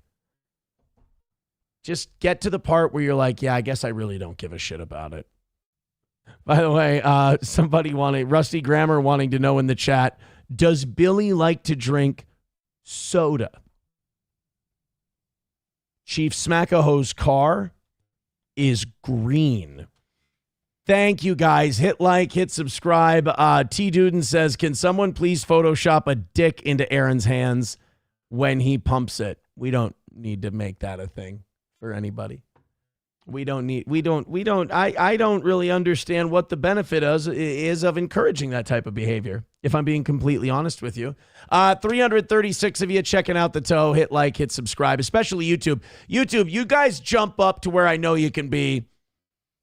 We'll be at 400 easy tonight. Thank you, guys. Hey, you guys want to see some tolerant leftists approaching an ICE officer? This will be good. You know, we've seen too much division in this country over all of this ICE stuff and immigration. And, you know, it's been needlessly dividing our people. And to be quite honest with you, I'd like to see the shit stop. So I brought to you tonight a nice protester video of them interacting with not just any ICE agent, but a black ICE agent. And as we all know, living here in Minnesota, black ICE is always the most dangerous and deadly. It's just a fact. It's just a fact. Well, if you thought that was racist, let's watch some true blue Democratic progressive protesters, well compensated for their work. Let's see how they treat a black ICE agent, seeing as I clearly need sensitivity training. Girls, go ahead. Energy? Like we should rip people apart from their families? Are you a man? Wow, is that a question? Wow. Okay. How do you feel about ripping people from their families? Does that feel good? The fucking house nigga is here. Sir, I need to move. Fucking house nigga working for the fucking KKK. What the fuck's wrong with you people? Why are you calling a woman a man? I mean, what kind of a guy does that? Squeeze fucking house nigga, bitch.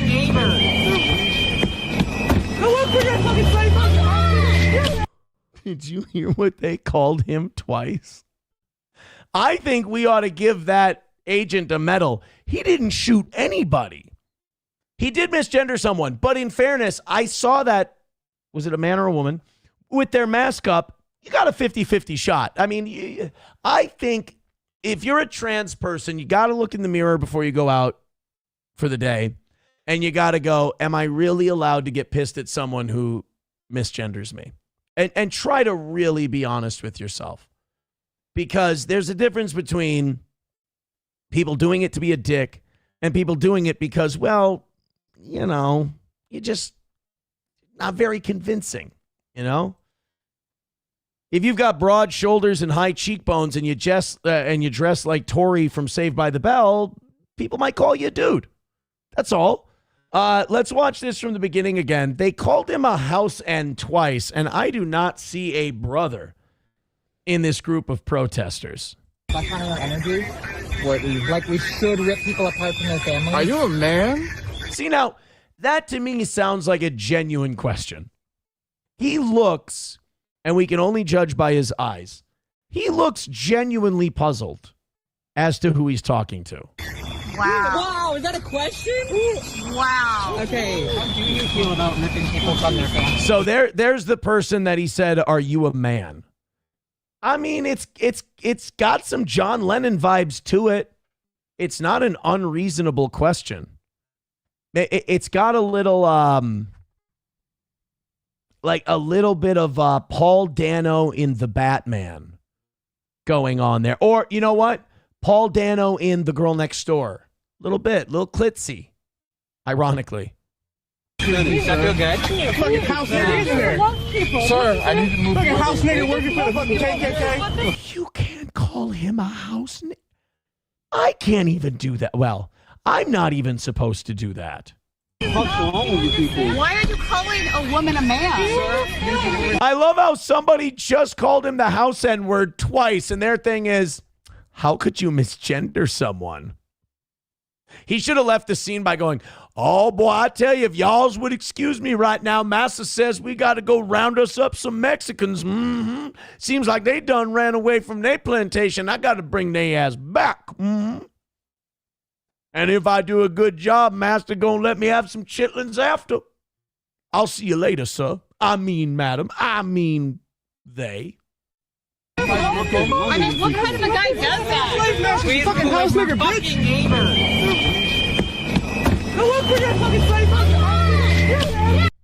So we're throwing snowballs at him. So it's okay to throw snowballs at black people and call them the house N-word. There's this thing that I'm not sure these protesters are too familiar with.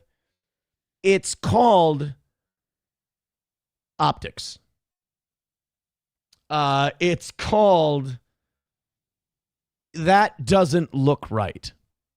And if I could spoil it, that really, really doesn't look right. All I'm saying.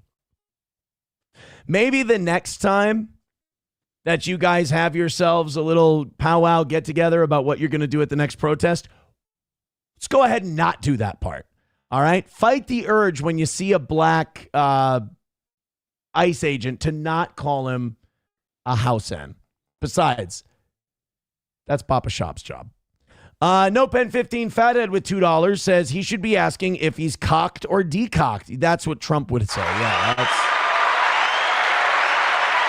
a better question. Oh my God, Average Plumber enjoying tonight's program. Just dropped 10 gifted memberships on Rumble. Thank you. Wow. I got to tell you guys, I appreciate it very much. I did say we had a very good afternoon. A lot of people feeling like they needed to throw the toe some cash this afternoon. So we said for tonight's show, hey, you guys give what you feel is right. Sit back and enjoy the show. If you feel like throwing something in, throw it in. If not, hey, beer's on me. Let's have some fun tonight. And to see, and you know, honestly, I'm going to take this to heart. Whatever happens this evening, one of us is going to have to give some ground. Either I will know that what I usually do is unfortunate, but the right way to go. If this vibe keeps up, I'm going to tell you right now, I might have to take your guys' advice and fucking calm down a little bit. Thank you, Average Plumber. I appreciate that. Oh, I guess I should keep track of the memberships too, because I still have to give you guys extra time if you get to 600. We are 58 memberships away from 600. Thank you very, very much. Oh, we got to open up our next hour's worth of stories here on the... Oh, I forgot about this. You guys paid for it. You asked for it. I have to show you guys the great steel toe shoot around. I got to show you guys me warming up today on the basketball court. Because somebody in the chat, I think it was Buck something, I can't remember. No, Bill Grand, or I think Bill Grand, I think was his name. And he said something retarded. He said, like, Aaron, you can't hit a three. Now, threes are not hard to hit. Anybody could hit a three. Like, you and I could go. You could have not picked up a basketball for 10 years. I could take you to the gym tomorrow. You'll hit a three. I mean, you might have to throw up a bunch of them, but you'll hit one. You'll knock down a three-pointer. So I tried to film myself. I didn't want to be intrusive and like get in the way of other people at the gym, because there's people from age like 9 to 79 that are on the basketball court, and I didn't want to inconvenience anyone.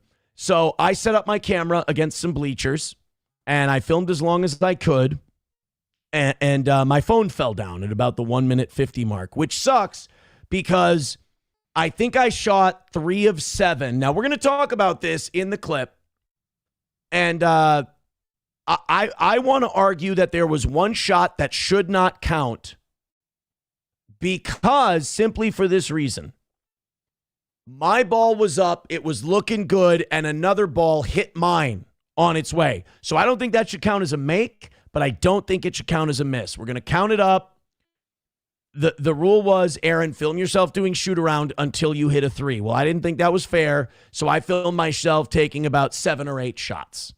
And when I went to watch it back, I went, boy, do I move like a glacier. I am not the most, I don't have the best vertical, and I don't have the most graceful moves. Say that. Fauci's Pangolin with $1 says, calm down, have some dip. Thank you very much for that, and thank you to everybody throwing money at this show. MSO says, I can't believe him. He set up his camera in the boys' locker. Come on. Some things are funny. That's just a bit. OG Anonymous Fake Dono says, wait, no goal? Aaron, stop being so selfish. Maybe think of those poor Dabbleverse Clippers for just once. Well, I feel like I kind of fucked them over today anyway because we missed this morning, but then it came in this afternoon because this show has a fucking horseshoe up its ass and an audience that either is incredibly generous or likes to torture me. So I can't in good conscience ask you guys for a goal tonight. It's not right. I'll get back to it tomorrow. But for now, I just decided I'd use tonight as an experiment. We'd do a great show. We'd have a lot of fun, talk about a lot of things. And maybe if we made the equivalent to a goal without talking about it, maybe that means that just doing the show makes it easier to make money and I should shut my greedy ass up every once in a while. And we would carry that into tomorrow. So again, we will see. I'm stalling. Can you tell? Can I go get my water before we watch the, wow, 1,078 views on Twitter already. Go me. You have amazing toothpick legs. This looks like an adult field trip. At your height, you should dunk. Hold on. Yes, but at my whiteness, I don't. There we go. Muffin top jiggles nicely. Remarkably hurtful. There we go. But not, I didn't notice I didn't tell him inaccurate. This one just says you suck. We'll just write to the point. There we go. And another person write, you ain't shit on the court. Peter Bisconte, a.k.a. Max Loads, will take your lunch money. I will eat loads for breakfast. Wait, what? You know what? No, that one needs to be quote tweeted. Shut up. I will eat loads for breakfast. Wait. What? Yeah, that's right. I workshopped that one, and then I decided to roll with it. I'm stalling. Can you tell? They're saying, show me them pasty legs. You know what? Why don't you guys hit like, hit subscribe, and hit share on YouTube and Rumble? YouTube's picking up a little bit. We're at 360. We could get to 400 tonight. The evening show has been growing lately, and the subs are going up during it, and the money's coming. I don't know, man. Why don't we do this? Why don't I play this? I'll go grab my water, and then we'll watch my 2-minute shoot-around video from today. Does that sound good? Okay. Here we go. I will be right back.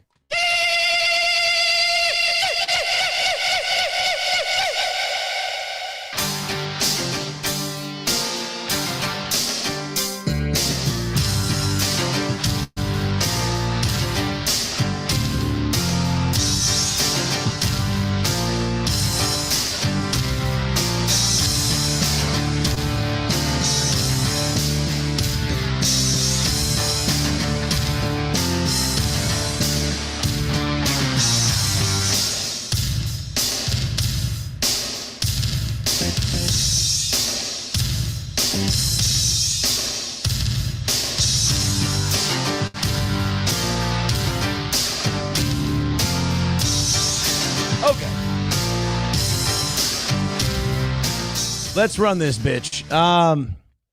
Good day at the court today, by the way. I got to run 3 full court games. Some days you don't even get to run full court games, and basically to work up a sweat and get a decent heartbeat in, I got to do drills like I'm in high school again. But got to run some full court today. I was very happy about that. So let's get to this. YouTube, I see you're hitting like. You're hitting share. Let's keep doing that. Rumble, you guys are doing aces, and we're getting very close to 400 people. Thank you so much. Here we go. Let's do the shoot around. Forgive the angle. It's on a bleacher, and it's filmed upward at the hoop.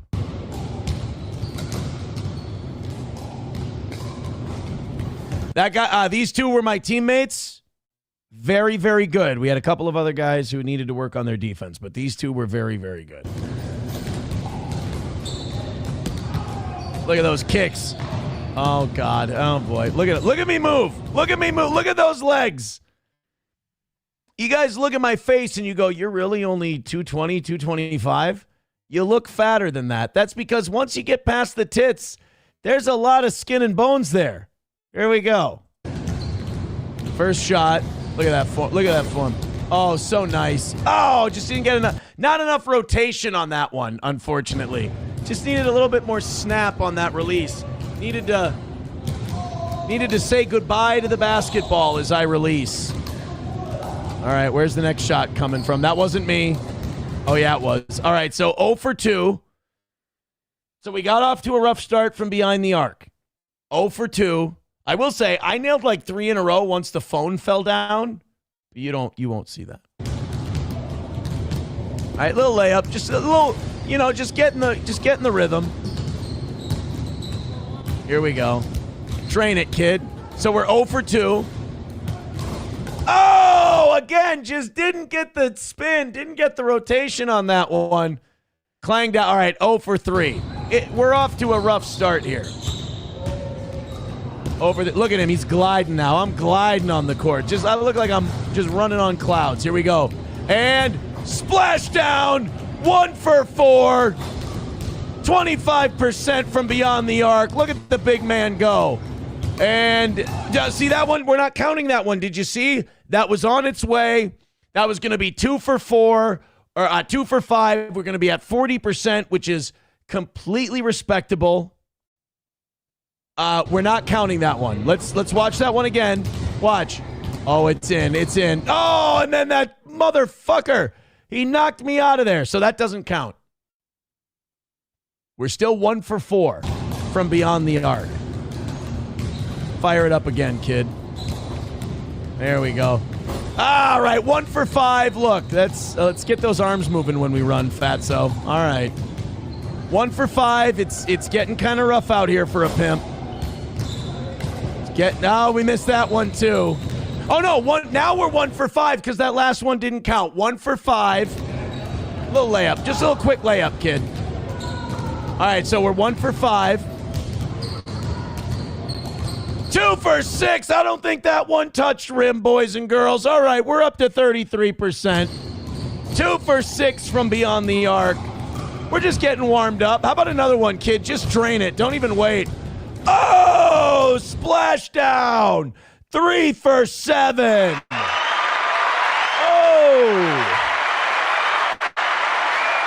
And then somebody's ball hit the phone and knocked it over. 3 for 7 from beyond the arc. What a beautiful stroke. Just right up there. Just nice and easy. Makes it look effortless. Effortless, I say. No Pen 15 Fathead with $2. Says, hey, Imholt, get off that chicken. I don't know what that means. Redbird with $5 says, just in case you thought the stereotypes and embarrassing Minnesota stories stopped. Uh-oh. That might not be good. We'll see. $1 from Hulkamasha Baby says, I guess Larry Jailbird is a stork.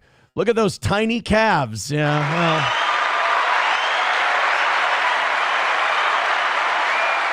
Redbird with $1 says only you would consider an hour or 2 of cardio justification to stuff your face with estrogen producing goy slop. The files talk about using the food industry to stop testosterone and up estrogen. I'd like to fight back against that. Just don't know how. Rusty Grammar says, which one is Mikey? Mikey ain't on the outside, unfortunately. So we went 3 for 8. 3 for 8. Not bad. You can't say 3 for 9. That one doesn't count. Doesn't count. This makes me so depressed to realize what a dork loser you are. I don't see you out on the court. Power Windows says, you look like PPP when he was skinny fat. It's hurtful. It's hurtful. Oh, Nine Canyon says 2 for 6 is also the price of burgers at Quick Trip, where Aaron refueled after the Y. It's not. I mean, it's funny. It's just not very nice. My Lost Interest says his foot was over the line on the first shot he rattled in. No, the fuck it was. Go back. Hold on a minute. It's got to be here somewhere. Oh, you are not going to compare me to Dave Portnoy playing football, you son of a bitch. Where's that fourth shot that ended up going in? Here we go. My foot was not on the... Oh, we're well beyond the arc. Oh, that wasn't the one. Whoops. All right, gliding, kid. Gliding. Clyde the glide over here. Clyde the glide. That foot is not... Oh, I'm well behind. I'm almost out of bounds on that one. Atta boy, big man. Unk is sharpshooting out here today.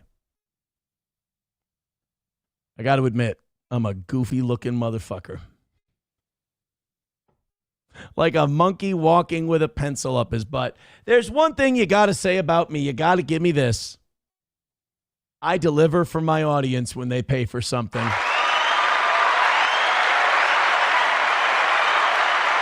Whether it's changing a tire. Oh, now that Elijah Schaffer, Sarah Stock clip is starting to catch up. Go find that son of a bitch on our YouTube. Hit like, hit subscribe, hit follow on that bad boy, hit share. Why the hell not? 191 Redbird with $1 says, what kind of fucked up deviant ate you? I think he means, are you? That's the only reason I can think of to film this humiliation ritual. See me on the court, bitch. Did you see his hobbled you run? We're going to watch it. We're going to see the Dave Portnoy thing. Somebody sent it in. Hey, and thank you guys for your generosity tonight. I mean, it really is something. You're starting to change my mind on this whole steel toe goal beggy thing.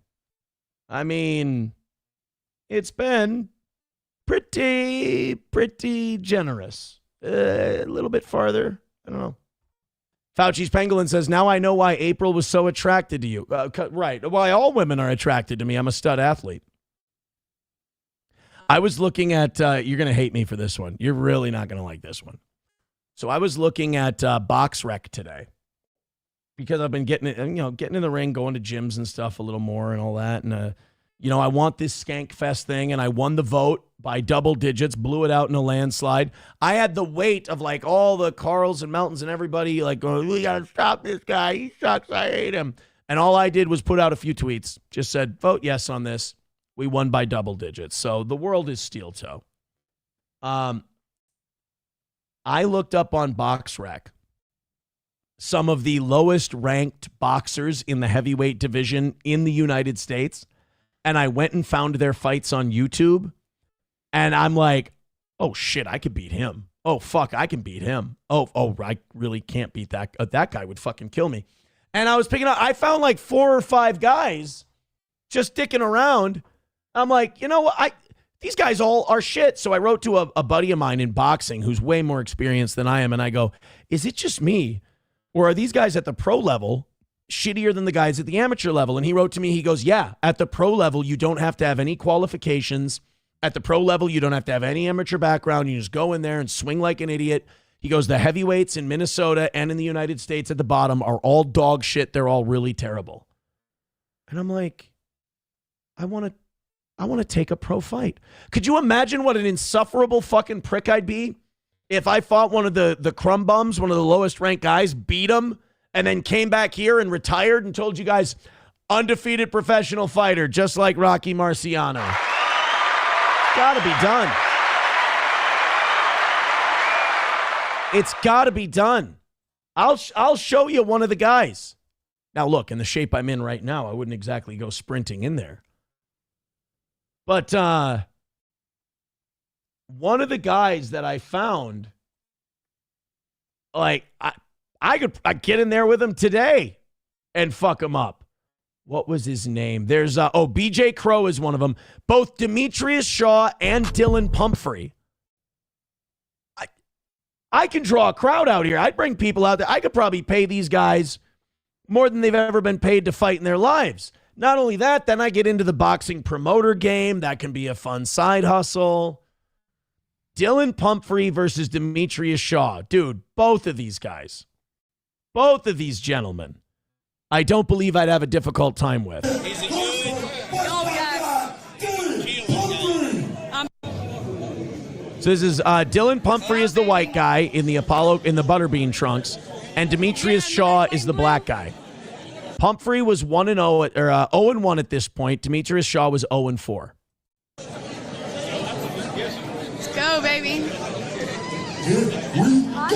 I'd be the best body in the ring. Oh. I'm right here. So now watch this shit. You better not bite me. Come on, baby.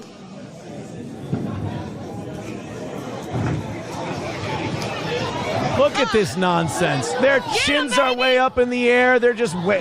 This is Rock'em Sock'em Robots. Look at this shit. Get him, baby. They're gassed already. 1, 2, 1, 2. Let's go, baby.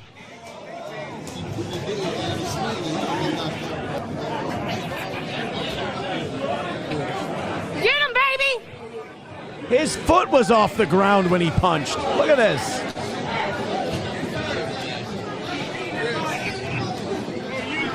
Get him, babe. Jesus, lady.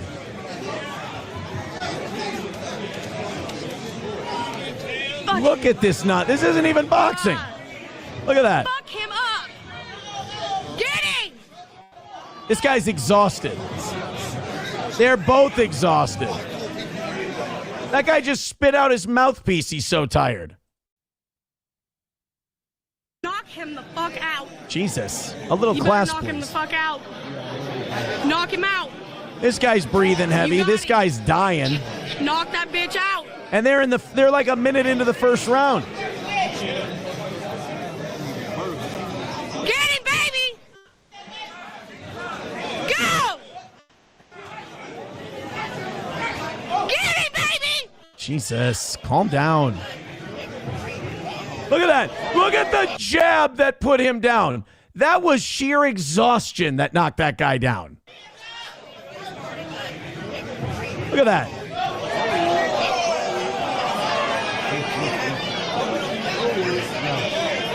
You got this, baby. He's going to stay down. Oh, I'm shaking like a motherfucker. He stayed down from that nothing jab. So there's options out there. That's all I'm saying. There's options. J-Fish says Aaron versus BJ. That tracks.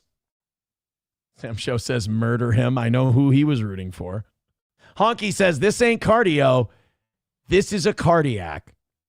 My Lost Interest says agree. No technique, but those shots would break Aaron in two. I've taken my share of shots, my friend. And also, there was nothing on those shots. They were arm punches. Take those right off the sides. You'll be fine. Fauci's Pangolin says this is Golden Corral boxing.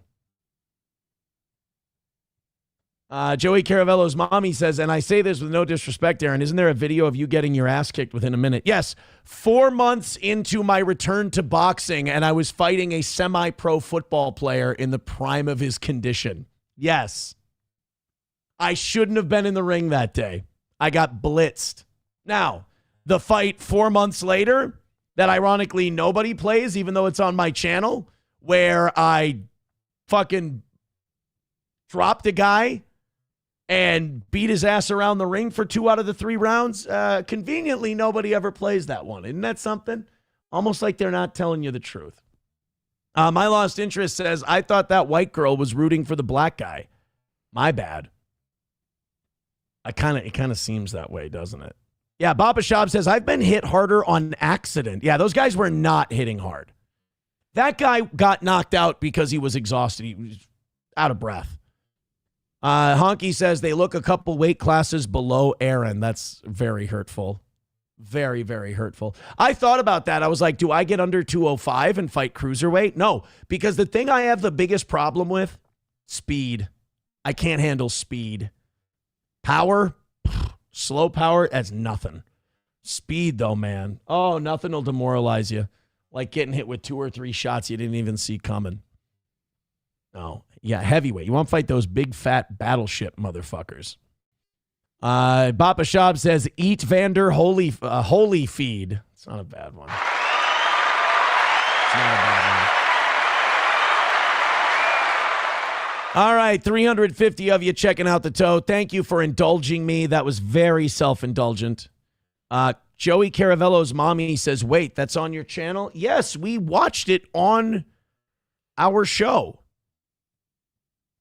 I'll find it here for you. I won't make you watch the whole thing, but I'll fast forward to the part where I fucking dropped the guy in the third. And by the way, those pussies, we were like 3-minute rounds, and they were like 1.5. Fuck off, 1.5. And I understand why they went 1.5. That guy was fucking gassed. And if I would have gotten another 30 seconds, that probably would have been all she wrote. And they also should have taken a fucking point away from the guy, because every time I hit him from the second round on, he turned his back to me. At one point, I reached around him, and I just tried to reach around and hit him because it's like I'm hurting him with these shots. He's spinning around, and I don't get to follow up, and then the ref breaks us, and he gets time to recover. Total bullshit. I'm over it, by the way. I'm over it. Let me see if I can find that one. October 5th.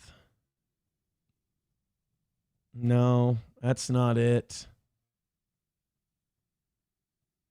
I can't find it. God damn it. Where did we put that one? Oh, you know what? Here we go. It was definitely alive.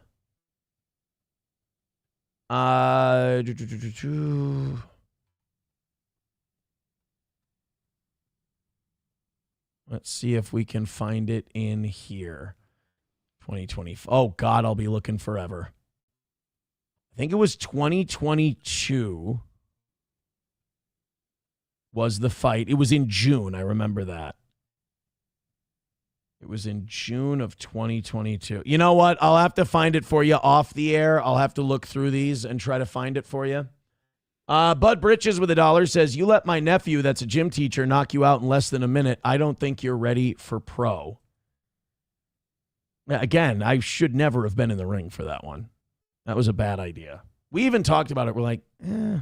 Also, we kind of knew they were setting me up with a semi-pro football player. We didn't know we didn't know who they were setting me up with. That was kind of dirty. Chad Buzamok says, we need a sync update. All right, here's the sync update. Ready? The sync update is this. I fixed the upstairs sink. I fixed the upstairs bathroom sink. I moved the rubber seal up. Oh, no, Bud Britches, then you're thinking of the wrong guy. He says he was never a semi-pro football player, but he absolutely did. He played for, oh, God damn it. April knew the team because she knew her ex-boyfriend played on those post-college. It's where you go play football after college, but you're not a professional. He was a linebacker, I believe, on those teams. So, Bud Britches, you might have the wrong guy. Incorrect, sir. Sorry to correct you. But as far as the sink goes, it goes like this. Upstairs bathroom one, move the seal up, put the coupler back on. That's working fine. Kitchen one, I can't get the goddamn plate to sit flush on the circle nut thing while also pulling the hoses to keep the faucet down from up top. I either need to I tried another 2 times today, and I couldn't get the goddamn plate to hold in place long enough. So I need one hand to hold the shit, another hand to thread the nut, but then when it's close, use the screwdriver to really snug it up. But then also, what am I doing with that third hand? I need to be pulling those hoses down to keep the faucet straight. So I either need to just duct tape the damn thing down and then screw on the plate, or I need another pair of hands to hold it down. My Lost Interest says, get SP on the phone so she can explain the sink fix. It's not true. Bud Britches says, he's my nephew. Well, you might want to talk to him about his football career that he had. Because he played football, Bud Britches. You are a shitty uncle. You are a bad uncle if you didn't know your nephew played football. I don't know what else to tell you. Actually, here you go. By the way, if I would have had a chance at that guy 6 months later, would not have been an issue whatsoever. Oh, here we go. Boom. Oh, God, this is a whole fucking article. Jesus. Boom, boom, boom, boom, boom. Wow, they really like this guy. He is coaching. Oh, this isn't about him playing. This is about him coaching. Well, like I said, you might want to ask your buddy. Oh, yeah, he played for the Minneapolis Warriors. That the team? Yeah. Sorry, buddy, but he played for he played in the Heartland Football League for the Minneapolis Warriors. I apologize to you if you didn't know that. There you go.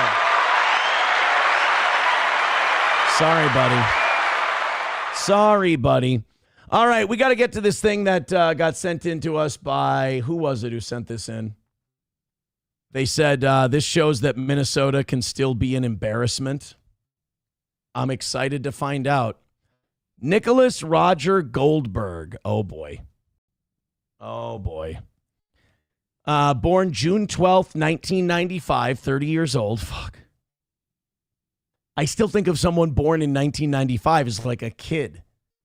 Of Lakeville, has been charged with 3 counts of using minors in. Okay, come on. This is like fucking like really bad shit. Don't send this. What the hell? Sending in like, okay, he did fucked up shit with the Jesus. Bud Britches says he's a gym teacher. Yeah, not when we fought, almost 4 years ago? I don't think Bud Britches is hearing me. I don't think Bud Britches is listening. I'm trying to tell Bud Britches that I know his family better than he does, but something's not getting through to old Bud Britches. Yeah, 4 or 5 years ago, he played football.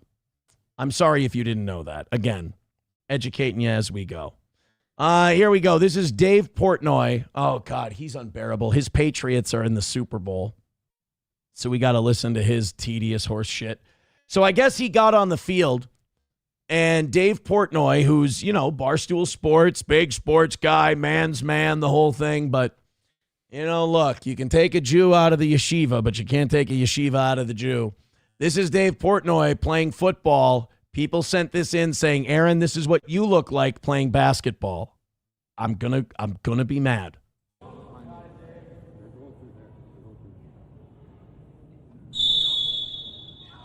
Oh my God, what the fuck is that? I did it again. Wasn't even close. I mean, I don't feel good about this. I'm a really slow guy. I don't run very well. I could beat Dave Portnoy in a race. What was he, galloping? I thought he was going out for a pass or something, so he's racing this dude.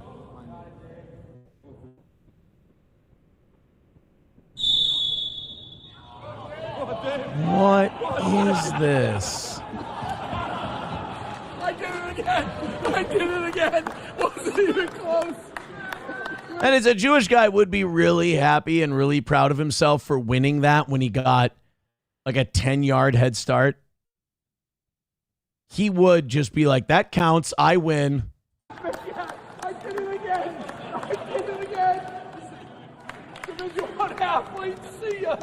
I got to give him credit for being unapologetically shameless. Easy money. Easy money. I was hurt. Easy money. You're not. Running straight up with him. Easy money. Thank you. Yeah. Is that a Celsius or is that a White Claw? How gay is he? Thanks for coming out, Tonio. Enjoy the flight back. Been kicking ass all month. You get this. Yo. He really is proud of this. This is another win for the Portnoy. He's heartbroken. Dave Portnoy with a huge win over Taddeo. Nobody saw it coming. Whoa! I look back. As I didn't see the rearview mirror. Unbelievable. And Dave, again, to the haters who say you were totally faking this injury and that your hamstring's completely fine. He says he has a hamstring injury, thus the galloping. Okay. Listen, you ain't cheating, you ain't trying. Did not show. All right, let's talk to Taddeo really quick over here. How are you feeling? I killed him. You started. What kind of special ed bullshit is this? They should have to race it again straight up just because he's being such a dick. Who sent me that? How dare you say that guy looks like me playing basketball, the football version? That's very hurtful. Oh, Bud Britches did have to admit it. He was on the team. Yep, I told you, bitch. I told you. I'm sorry, Bud Britches. I hate to dress you down like that in front of a few hundred people, but you had to be set straight, my man. Oh, man. Weird Jew hobble, says Bapa Shab. One leg is longer than the other. He claims that he had a hamstring injury. Okay. Whatever. Faster than a rolling penny. No, that's why he was running so hard. He saw a penny rolling away. My Lost Interest says, did he shit himself at the start of that run? Boozmock, that's what I imagine Johnny would look like trying to run. Oh, it'd be so much sadder than that.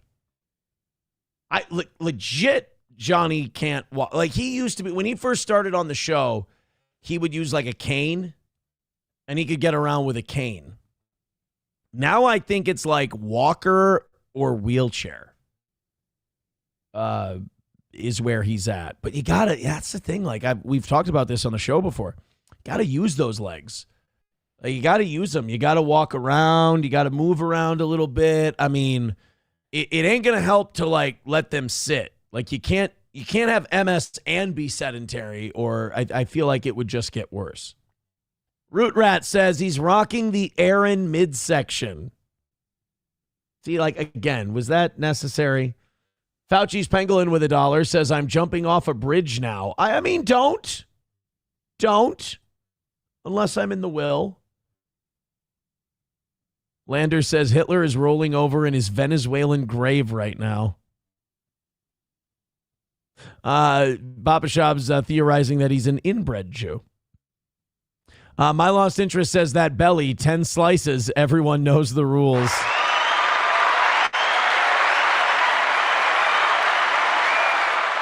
Lander says, how do you get a hamstring injury shaving coins? I don't get it. Anyone want to explain to me that joke? Honky says that win was promised to him 3,000 years ago. But hey, speaking of,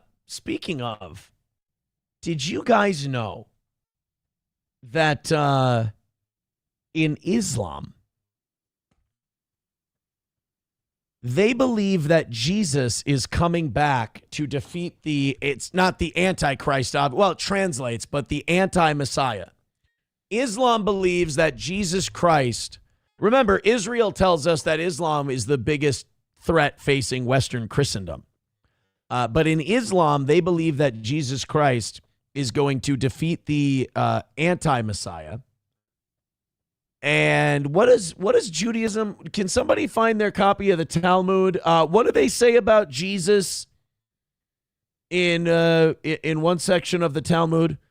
I just like to compare, because Israel always tells me that Islam, they're fighting Islam so we don't have to, and they're standing guard against our biggest threat. And I just want to know, from a religious standpoint, my Savior, while Islam, definitely we don't see eye to eye, and there's a lot of shit they believe that doesn't jive with what we believe.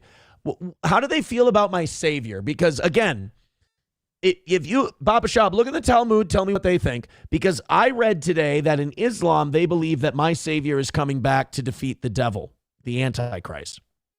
Which is weird, because that's what I happen to believe as well.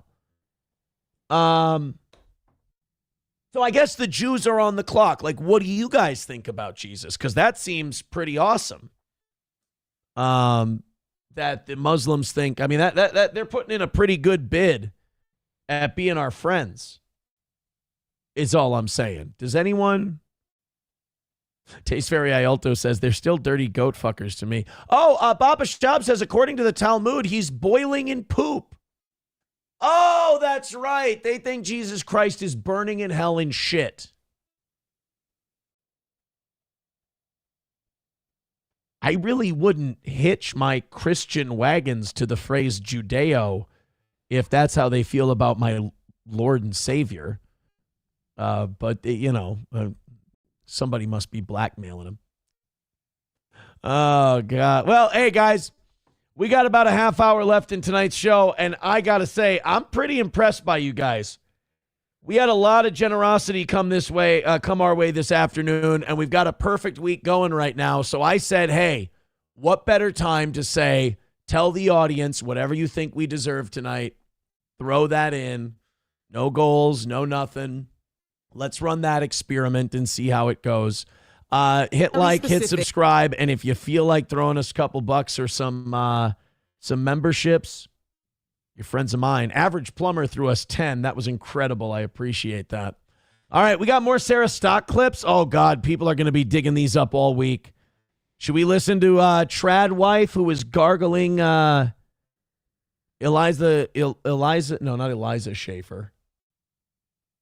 Schaffer's balls? Let's hear from old Trad Wife herself, who deleted her Twitter and Instagram today. Anyways, and there's this other photo where... Who looks at this and goes, I really need to hear her cultural and political opinions? God damn it, you guys. Once again, they're in high school, and Newsom literally looks like a Hollister model in this photo. Like, he looks incredible. This is crazy. He looks so good. I had no idea he was that attractive when he was younger. It's kind of crazy. And fucking pick me. Fucking pick me. And then JD Vance, I think he's probably at his skinniest in this photo, guys. He's probably at his skinniest, and yeah, he's still a little bit chubby, and he's wearing a Marine uniform, but he never actually did anything. He was just a journalist in the Marines. Now, Gavin. What a great Trad Wife, not catty. And by the way, if you're married or with a guy, should you really be looking at guys' photos and judging how hot they are? Kind of shitty. Not only that, the weird thing, as I watched that, I realized, I'm like, there is no difference between her and Clavicular at that point. He is fucking gay, dude.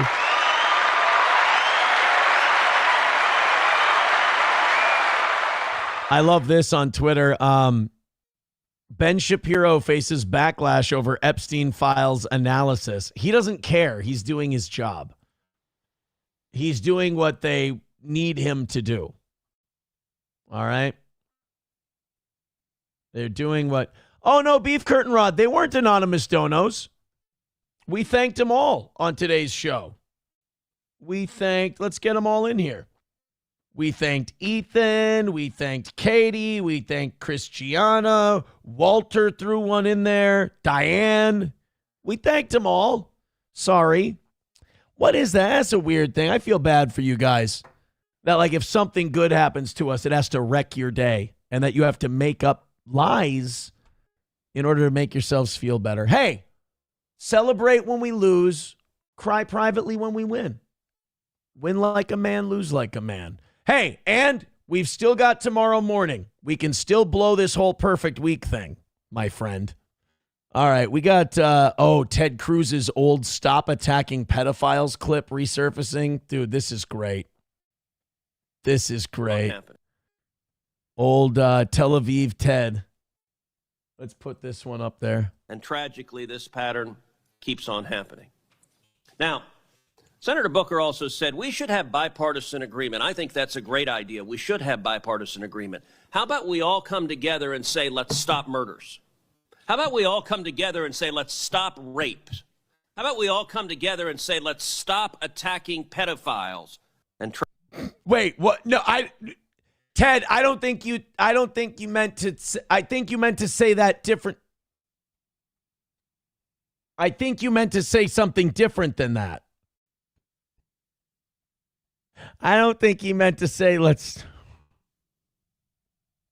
someone let Ted know that he kind of butchered that just a little bit. Or unfortunately, maybe he meant it.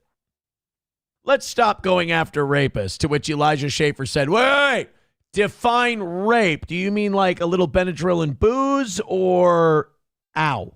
Like which I need to know because I got to plan my Saturday. Oh, guys, we got the Seethers came. The Seethers came out tonight. Derek Bookman with $2 says 82 views. Oof, Keanu has better numbers than you. Guys, Nobody tell Derek that Rumble is our #1 platform. Definitely don't tell him that we peaked out at 370 today. It's going to hurt his feelings. It's going to upset him, and he's going to have to think of a new cope for $2. Thank you, Derek. You keep us young over here. We have a good time, good laugh at your expense. Appreciate it. Chad Buzamok says the only way that cup could be less gay is if it wasn't filled with cum. It's not gay. It's a Vikings cup. What a beautiful cup this is. Oh. And what delicious cum. I mean water. Obviously water. That this is. My Lost Interest says, I think that was a Freudian slip on Ted's part. Oh, no. Not Ted. He would never say something like that. Remember? Ted Cruz said that when he got elected, he promised he was going to be the most pro-Israel senator ever. Beef Curtain Rod says, how many months back did Ted say that? I think it was September. I think it said September 30th. Of 2025. It's making the rounds again, which is great. Great. By the way, today, oh God, is this a Today clip? Please tell me it is. Did Ben Shapiro defend Jeffrey Epstein on his show today? Oh, Ben. Okay, so there are lots of claims that are like this in these files, and trying to actually run down the source of the claims is really important because one of the things that happens in internet land is people will take unverified, salacious allegations that have not been run down by the FBI. Hey, I'd love to run them down, Ben, but guess what your fucking intelligence committee did? They blacked out all the names. They redacted the names. So, hey, I'd love to get to the bottom of it too, Ben. So, hey, Ben Shapiro, join us in saying, release the unredacted Epstein files. Yes, absolutely, Ben. Unfortunately, we saw this clip this morning. I thought this was going to be a new one. People still clipping Ben from. Oh yeah, and they've also got some old clips of Ben from back in the day. These aren't aging well either. The reason the FBI is not releasing them is because those tapes do not include underage people with third parties on Epstein Island. That is not what the tapes are. I also have sources in the federal government who are covering this stuff and have seen the documents. Okay, those tapes are just child porn. That's all. Oh, well then, guys, what are we bitching about? That's what they are. That's why the FBI is not releasing them. Okay, as far as the Epstein list, what I have been told by my sources is that there is no Epstein list, that basically there's a black book of Jeffrey Epstein contacts, and the vast majority of those contacts are already out there publicly. That's why you know names like Prince Andrew or Alan Dershowitz or some of the names that have been mentioned here. You mean guys that totally got away with it scot-free and we're never going to do anything to hold them accountable? The reason the FBI is not... Those guys. I remember now. So those are really... So we only have that one clip. So Ben Shapiro on his Tuesday show addressed the Epstein files for a minute or two, and that was it? Boy, he is committed to not saying a fucking word, isn't he? Wow. There was something else that was something else that I saw about breaking news in the UK again.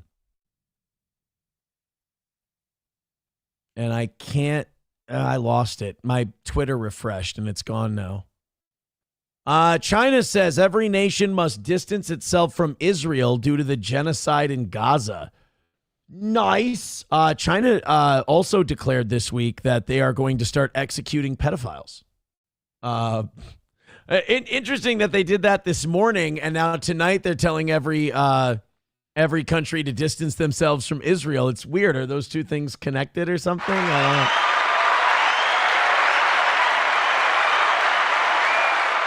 Hey, did you guys know that Jay Leno is black? I bet you didn't know this. Jay Leno's a black guy. I got the proof. Yeah, there are a lot of hard passes. Right. But so, Jay, so much going on with you. First off, you seem trim. You seem like you're down, I don't know, 20 pounds. No, I'm down. Well, I was 224 at my highest. I'm 173 now. So Yeah, well, what I didn't want to do is go too high in the amount you lost and then have it be less. But so what are you doing, or are you doing anything? You mean to lose weight? Yeah, I mean, like, are you dieting? Well, no, you I just say exercising? I ate a lot of watermelon. I try to have. I eat like a watermelon a day. Really? Yeah. Well, it's all water, and it's right. I eat a watermelon a day. I go outside. I chuck some spears for some exercise. The other thing I really like to do is I like to take the rims off of cars. That's another thing that's kept me very slim. So I've been eating watermelon. I've been smoking a lot of unfiltered menthols. That's been very good for my health. I've also been eating a lot of greasy fried chicken and just, kind of stealing. I've been stealing a lot of things. Yeah. Keep myself trim. used to get money and I have a box of English. Hey, did you hear about this? Did you see this, Adam? That, you can break into jewelry stores now and just smash the display with a hammer. They don't even stop you from stealing. You hear about this? Did you know about this, Adam? You can, black hair care products, you can fence those very easily in the hood. It's true. That's why I'm saying so trim. Muffins, I have 4 or 5 of those with some butter on them. Right. And I just, I got to stop doing this. I'm using the Colin Chapman theory of less weight means more horsepower. So Lotus yeah, if I lose weight, then I'll have more strength. So that seems to work. So you just backed off on the carbs and all the of melon. That, all of that. Yeah. And it was just a conscious thing. Oh, yeah. And I mean, you're down 40, 45, 50 pounds? Yeah, about that. Yeah. That's good. I feel better, yeah. Oh, good. Yeah, and then I decided to put, it's this really weird thing. The more I started eating this watermelon, Adam, and I started souping up my vehicles. That was weird. I put hydraulics in them. Very loud, overcompensating bass in all of my Model Ts. That was weird. And I've got a Model A on spinners. It's very strange. This diet's been having a crazy impact on my life. I always like hearing from Jay Leno. I like Jay Leno. I know a lot of people try to be too cool for the room on Leno, but I mean, look, he was one of the best that ever did it, and it's fascinating to listen to him do interviews on old stand-up comedy. He used to play in mafia clubs, and he used to have to talk to the mafia guys when he would get paid for stand-up, and they'd be like, "Hey, go down the road and get me this thing. I'll give you $200. Or he would do a great set, and one of the mafia guys at the club would be like, "Hey, great set. Here's $100." And Jay Leno would tell them, he goes, I appreciate that. Thank you so much. I can't accept that. I get paid by the club. Because in Leno's mind, he said, if I take that $100 from that mob guy, what if he asks me to do something I don't want to do? I can't say anything now because I took the guy's money. And that's great life advice in general. Small Town MN Gal with $5 says, is The View still on the air? I miss hearing about those broads. You hear that, guys? We haven't done a View segment in a long time. And honestly, I don't know if they're still on the air. I go on Mediaite. That's my big, mainstream media clip source. They don't put a lot of, they really don't put a lot of that shit up there from The View anymore either. I wonder what happened. 359 of you checking out the toe right now. I only said that because I know that it drives Beef Curtain Rod crazy. Hit like, hit subscribe, and hit follow. Stop letting us know your tells, buddy. It's not good for you.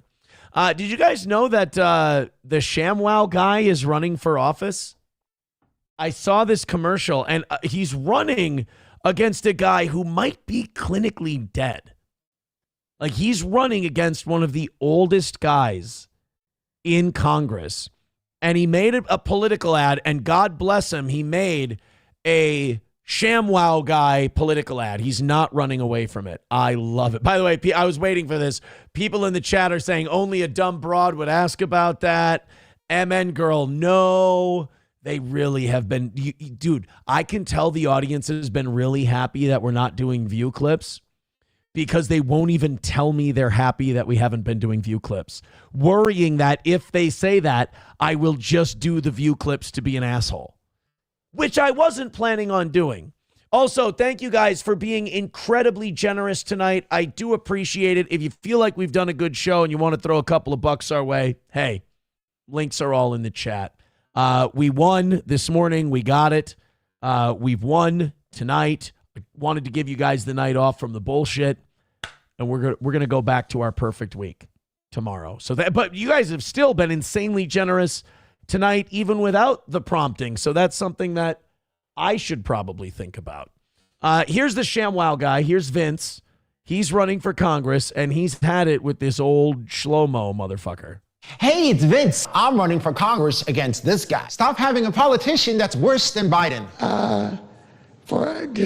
That's discretionary funding. Instead, vote for me, a guy who's not half dead. I'm going to soak up the swamp, clean the house, and pick up those liberal tears at the same time. I'm going to slap... Oh, with a ShamWow. Oh, I forgot he did Slap Chop, too. This is not a bad ad. I just don't believe anyone who says they're going to clean up the house, drain the swamp. Like, he can't drain the swamp because the administration we have in there right now is the swamp. So you can't... What are you going to do, impeach the president? And pick up those liberal tears at the same time. I'm going to slap chop the nuts out of the woke, making less blue-haired commies and more... In fairness, they already removed their nuts on that side, so they might have beat you to it, but splitting hairs. Red-blooded Americans, vote for me so I can represent you and the ones that can't stand up for themselves. Vote for ShamWow! That was a fucking fetus. Okay, that's a little creepy, but I get it. Less blue-haired commies and more... Wait a minute. What is he trying to say here? Go back to this part. And more red-blooded Americans, vote for me so I can represent you and the What ones does that mean? So I can represent Americans. Vote for Americans. Vote red-blooded Americans. Vote more red-blooded Americans. More red-blooded Americans. More red-blooded Americans. Red-blooded Americans. More red-blooded Americans. Vote. I'm sorry, but when I see that, I'm seeing him saying, have more white babies. Is that a me thing, or are you kind of seeing the subtle phrasing in that too? I could be wrong. Less blue-haired commies and more red-blooded Americans. Vote. Where Amy with $2 says, oh my fucking God, yes, The View. That's your niche. Beating up girls. Oh, is that another one that was really sad when that turned out not to be true? But you know what? I'm used to you guys needing your nookie blankies because everything else didn't work out. So how'd that Mikey interview go? Oh, that was the time the whole world pointed at it, except the little Reddit Discord bubble you live in, and went, that's the end of the war. That's the ultimate win for the toe. There he was at his lowest, and you fucking blew it. Now, my morning show numbers are higher than the fat guy's numbers. Oh, I saw he was struggling to get over 500 or 600 this week. Brutal. Fucking brutal. I ought to give him some advice, but he blew that. He blew that when he talked about fucking children. That's, I don't work with people like that. They're just too skittish and creepy and blech. Pedo-y. I can't be around the stench, God, guys, quit making it easy for me. Quit making it easy for me. Baba Shab says, I heard more goyim for the meat grinder. Wait a minute. Vince isn't Jewish. Don't ruin my fucking day all the time. Is Vince from ShamWow Jewish? Amy, why do you give me those easy dunks? I don't understand why you guys insist on it. I think you're secretly on my side. Vince Shlomi. Oh, shit.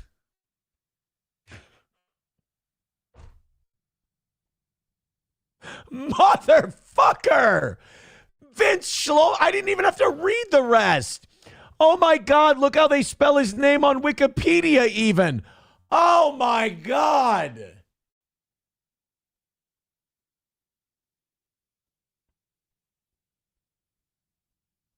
Do I get to enjoy a thing for like 2 minutes anymore, ever? We missed by $60 this morning. That gets solved. A bunch of people give to the toe because they love the toe. We get to just kind of laugh at everybody. We're having a perfect week. Tonight goes great. Awesome show. Everybody being very generous. We're all having a great laugh together. And then I go, hey, that Vince guy from ShamWow, he had a fun political ad. And then here comes Bapa Shab. Dude, he's not a little Jewish. He's not like, oh, my parents were Jewish, but we didn't really practice in that. He's Wikipedia translation in Hebrew Jewish. Holy shit. Tesferi Ayalto says, not just Jewish, but Israeli. Whew. That's tough. Oh, yeah, I remember that. Roots Calhoun. You're going to love my nuts. But that reminds me, not the nuts thing.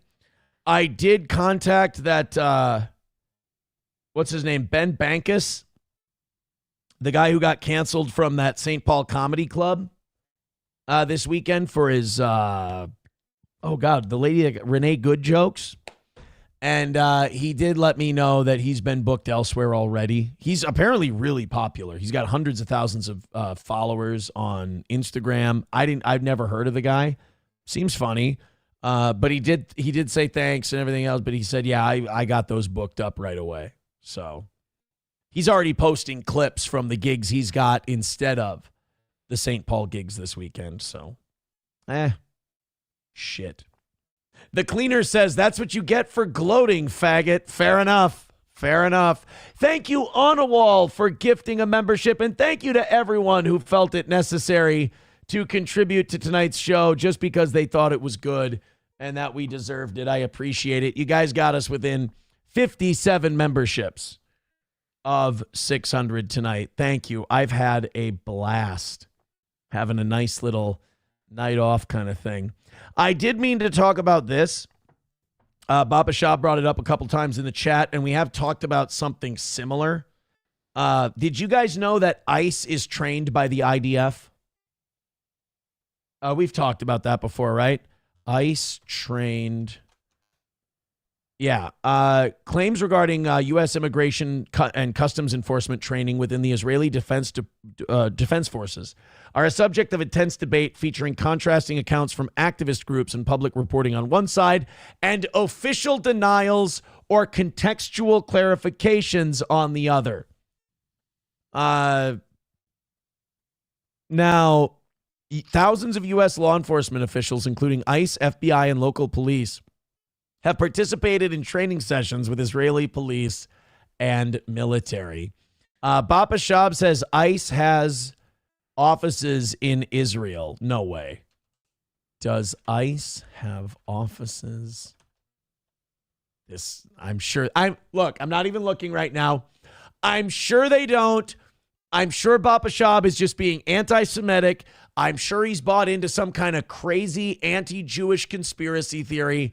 I'm going to look at Google right now. They're going to straighten the whole thing out. ICE is immigration and customs enforcement in this country. There's no reason for them to have an office in Israel. So I'm sure that that's not the case. Fuck.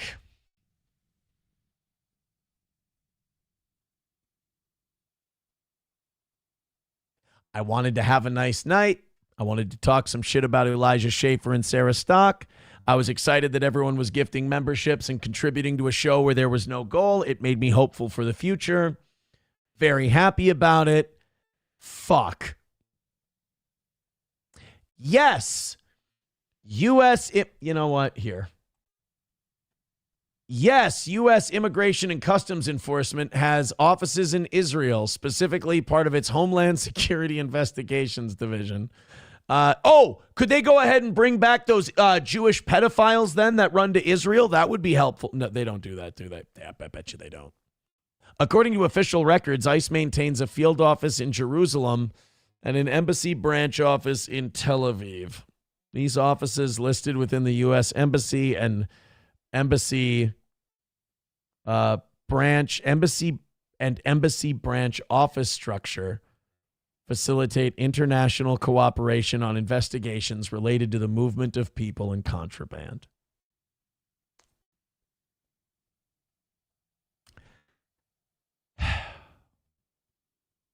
It's just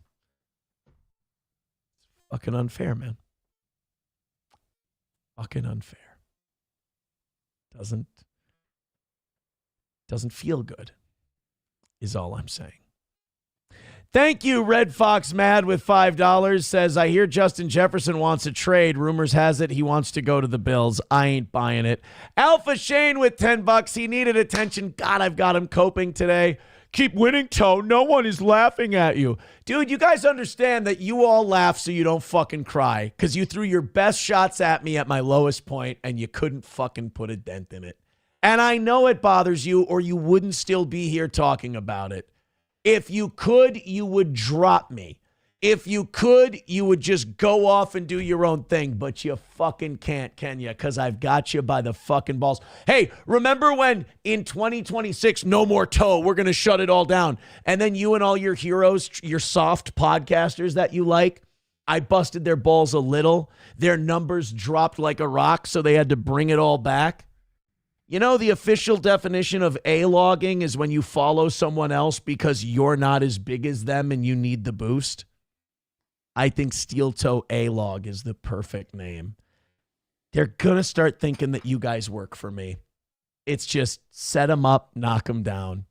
Roots Calhoun says, I'm fucking writing a song. Duck, duck, goy, goy, goy, goose. It basically writes itself. I cannot wait to hear that song. I cannot. I mean, thumbs up. One's in the chat. If you can't wait to hear Roots Calhoun's Duck, duck, goy, goy, goy, goose. That's going to be a hit. I can already tell now. I can already tell. Guys, thank you for everything so far tonight. Unbelievable with the memberships and everything else. I should shut my fucking mouth more often. I'm not even going to look up that Justin Jefferson thing, that bullshit that Red Fox Matt is talking about. See, he didn't say a goddamn thing. I looked it up. I lied, and I looked it up. There's main trade suitor for Justin Jefferson emerges. Solution to Bill's wide receiver problem is superstar in dream trade scenario. Justin Jefferson's leading trade suitor identified. Justin Jefferson, Buffalo Bills trade proposal sparks debate. See, it's all because Sports Illustrated put some dumb dream trade scenario together. Justin Jefferson, it does not want out of Minnesota. And we're not trading him. Sorry, guys. He's not for sale. Fucking bullshit. Don't you ever. Thank you, Red Fox Mad. I appreciate the 5. Very, very generous of you. But, hey, not nice super chat, Hayes. Don't ever fucking do it again. I'm going to go over to YouTube. You guys still seething over there, or have you calmed down a little bit? Oh, no, they're still mad. They're still mad. Guys, they really...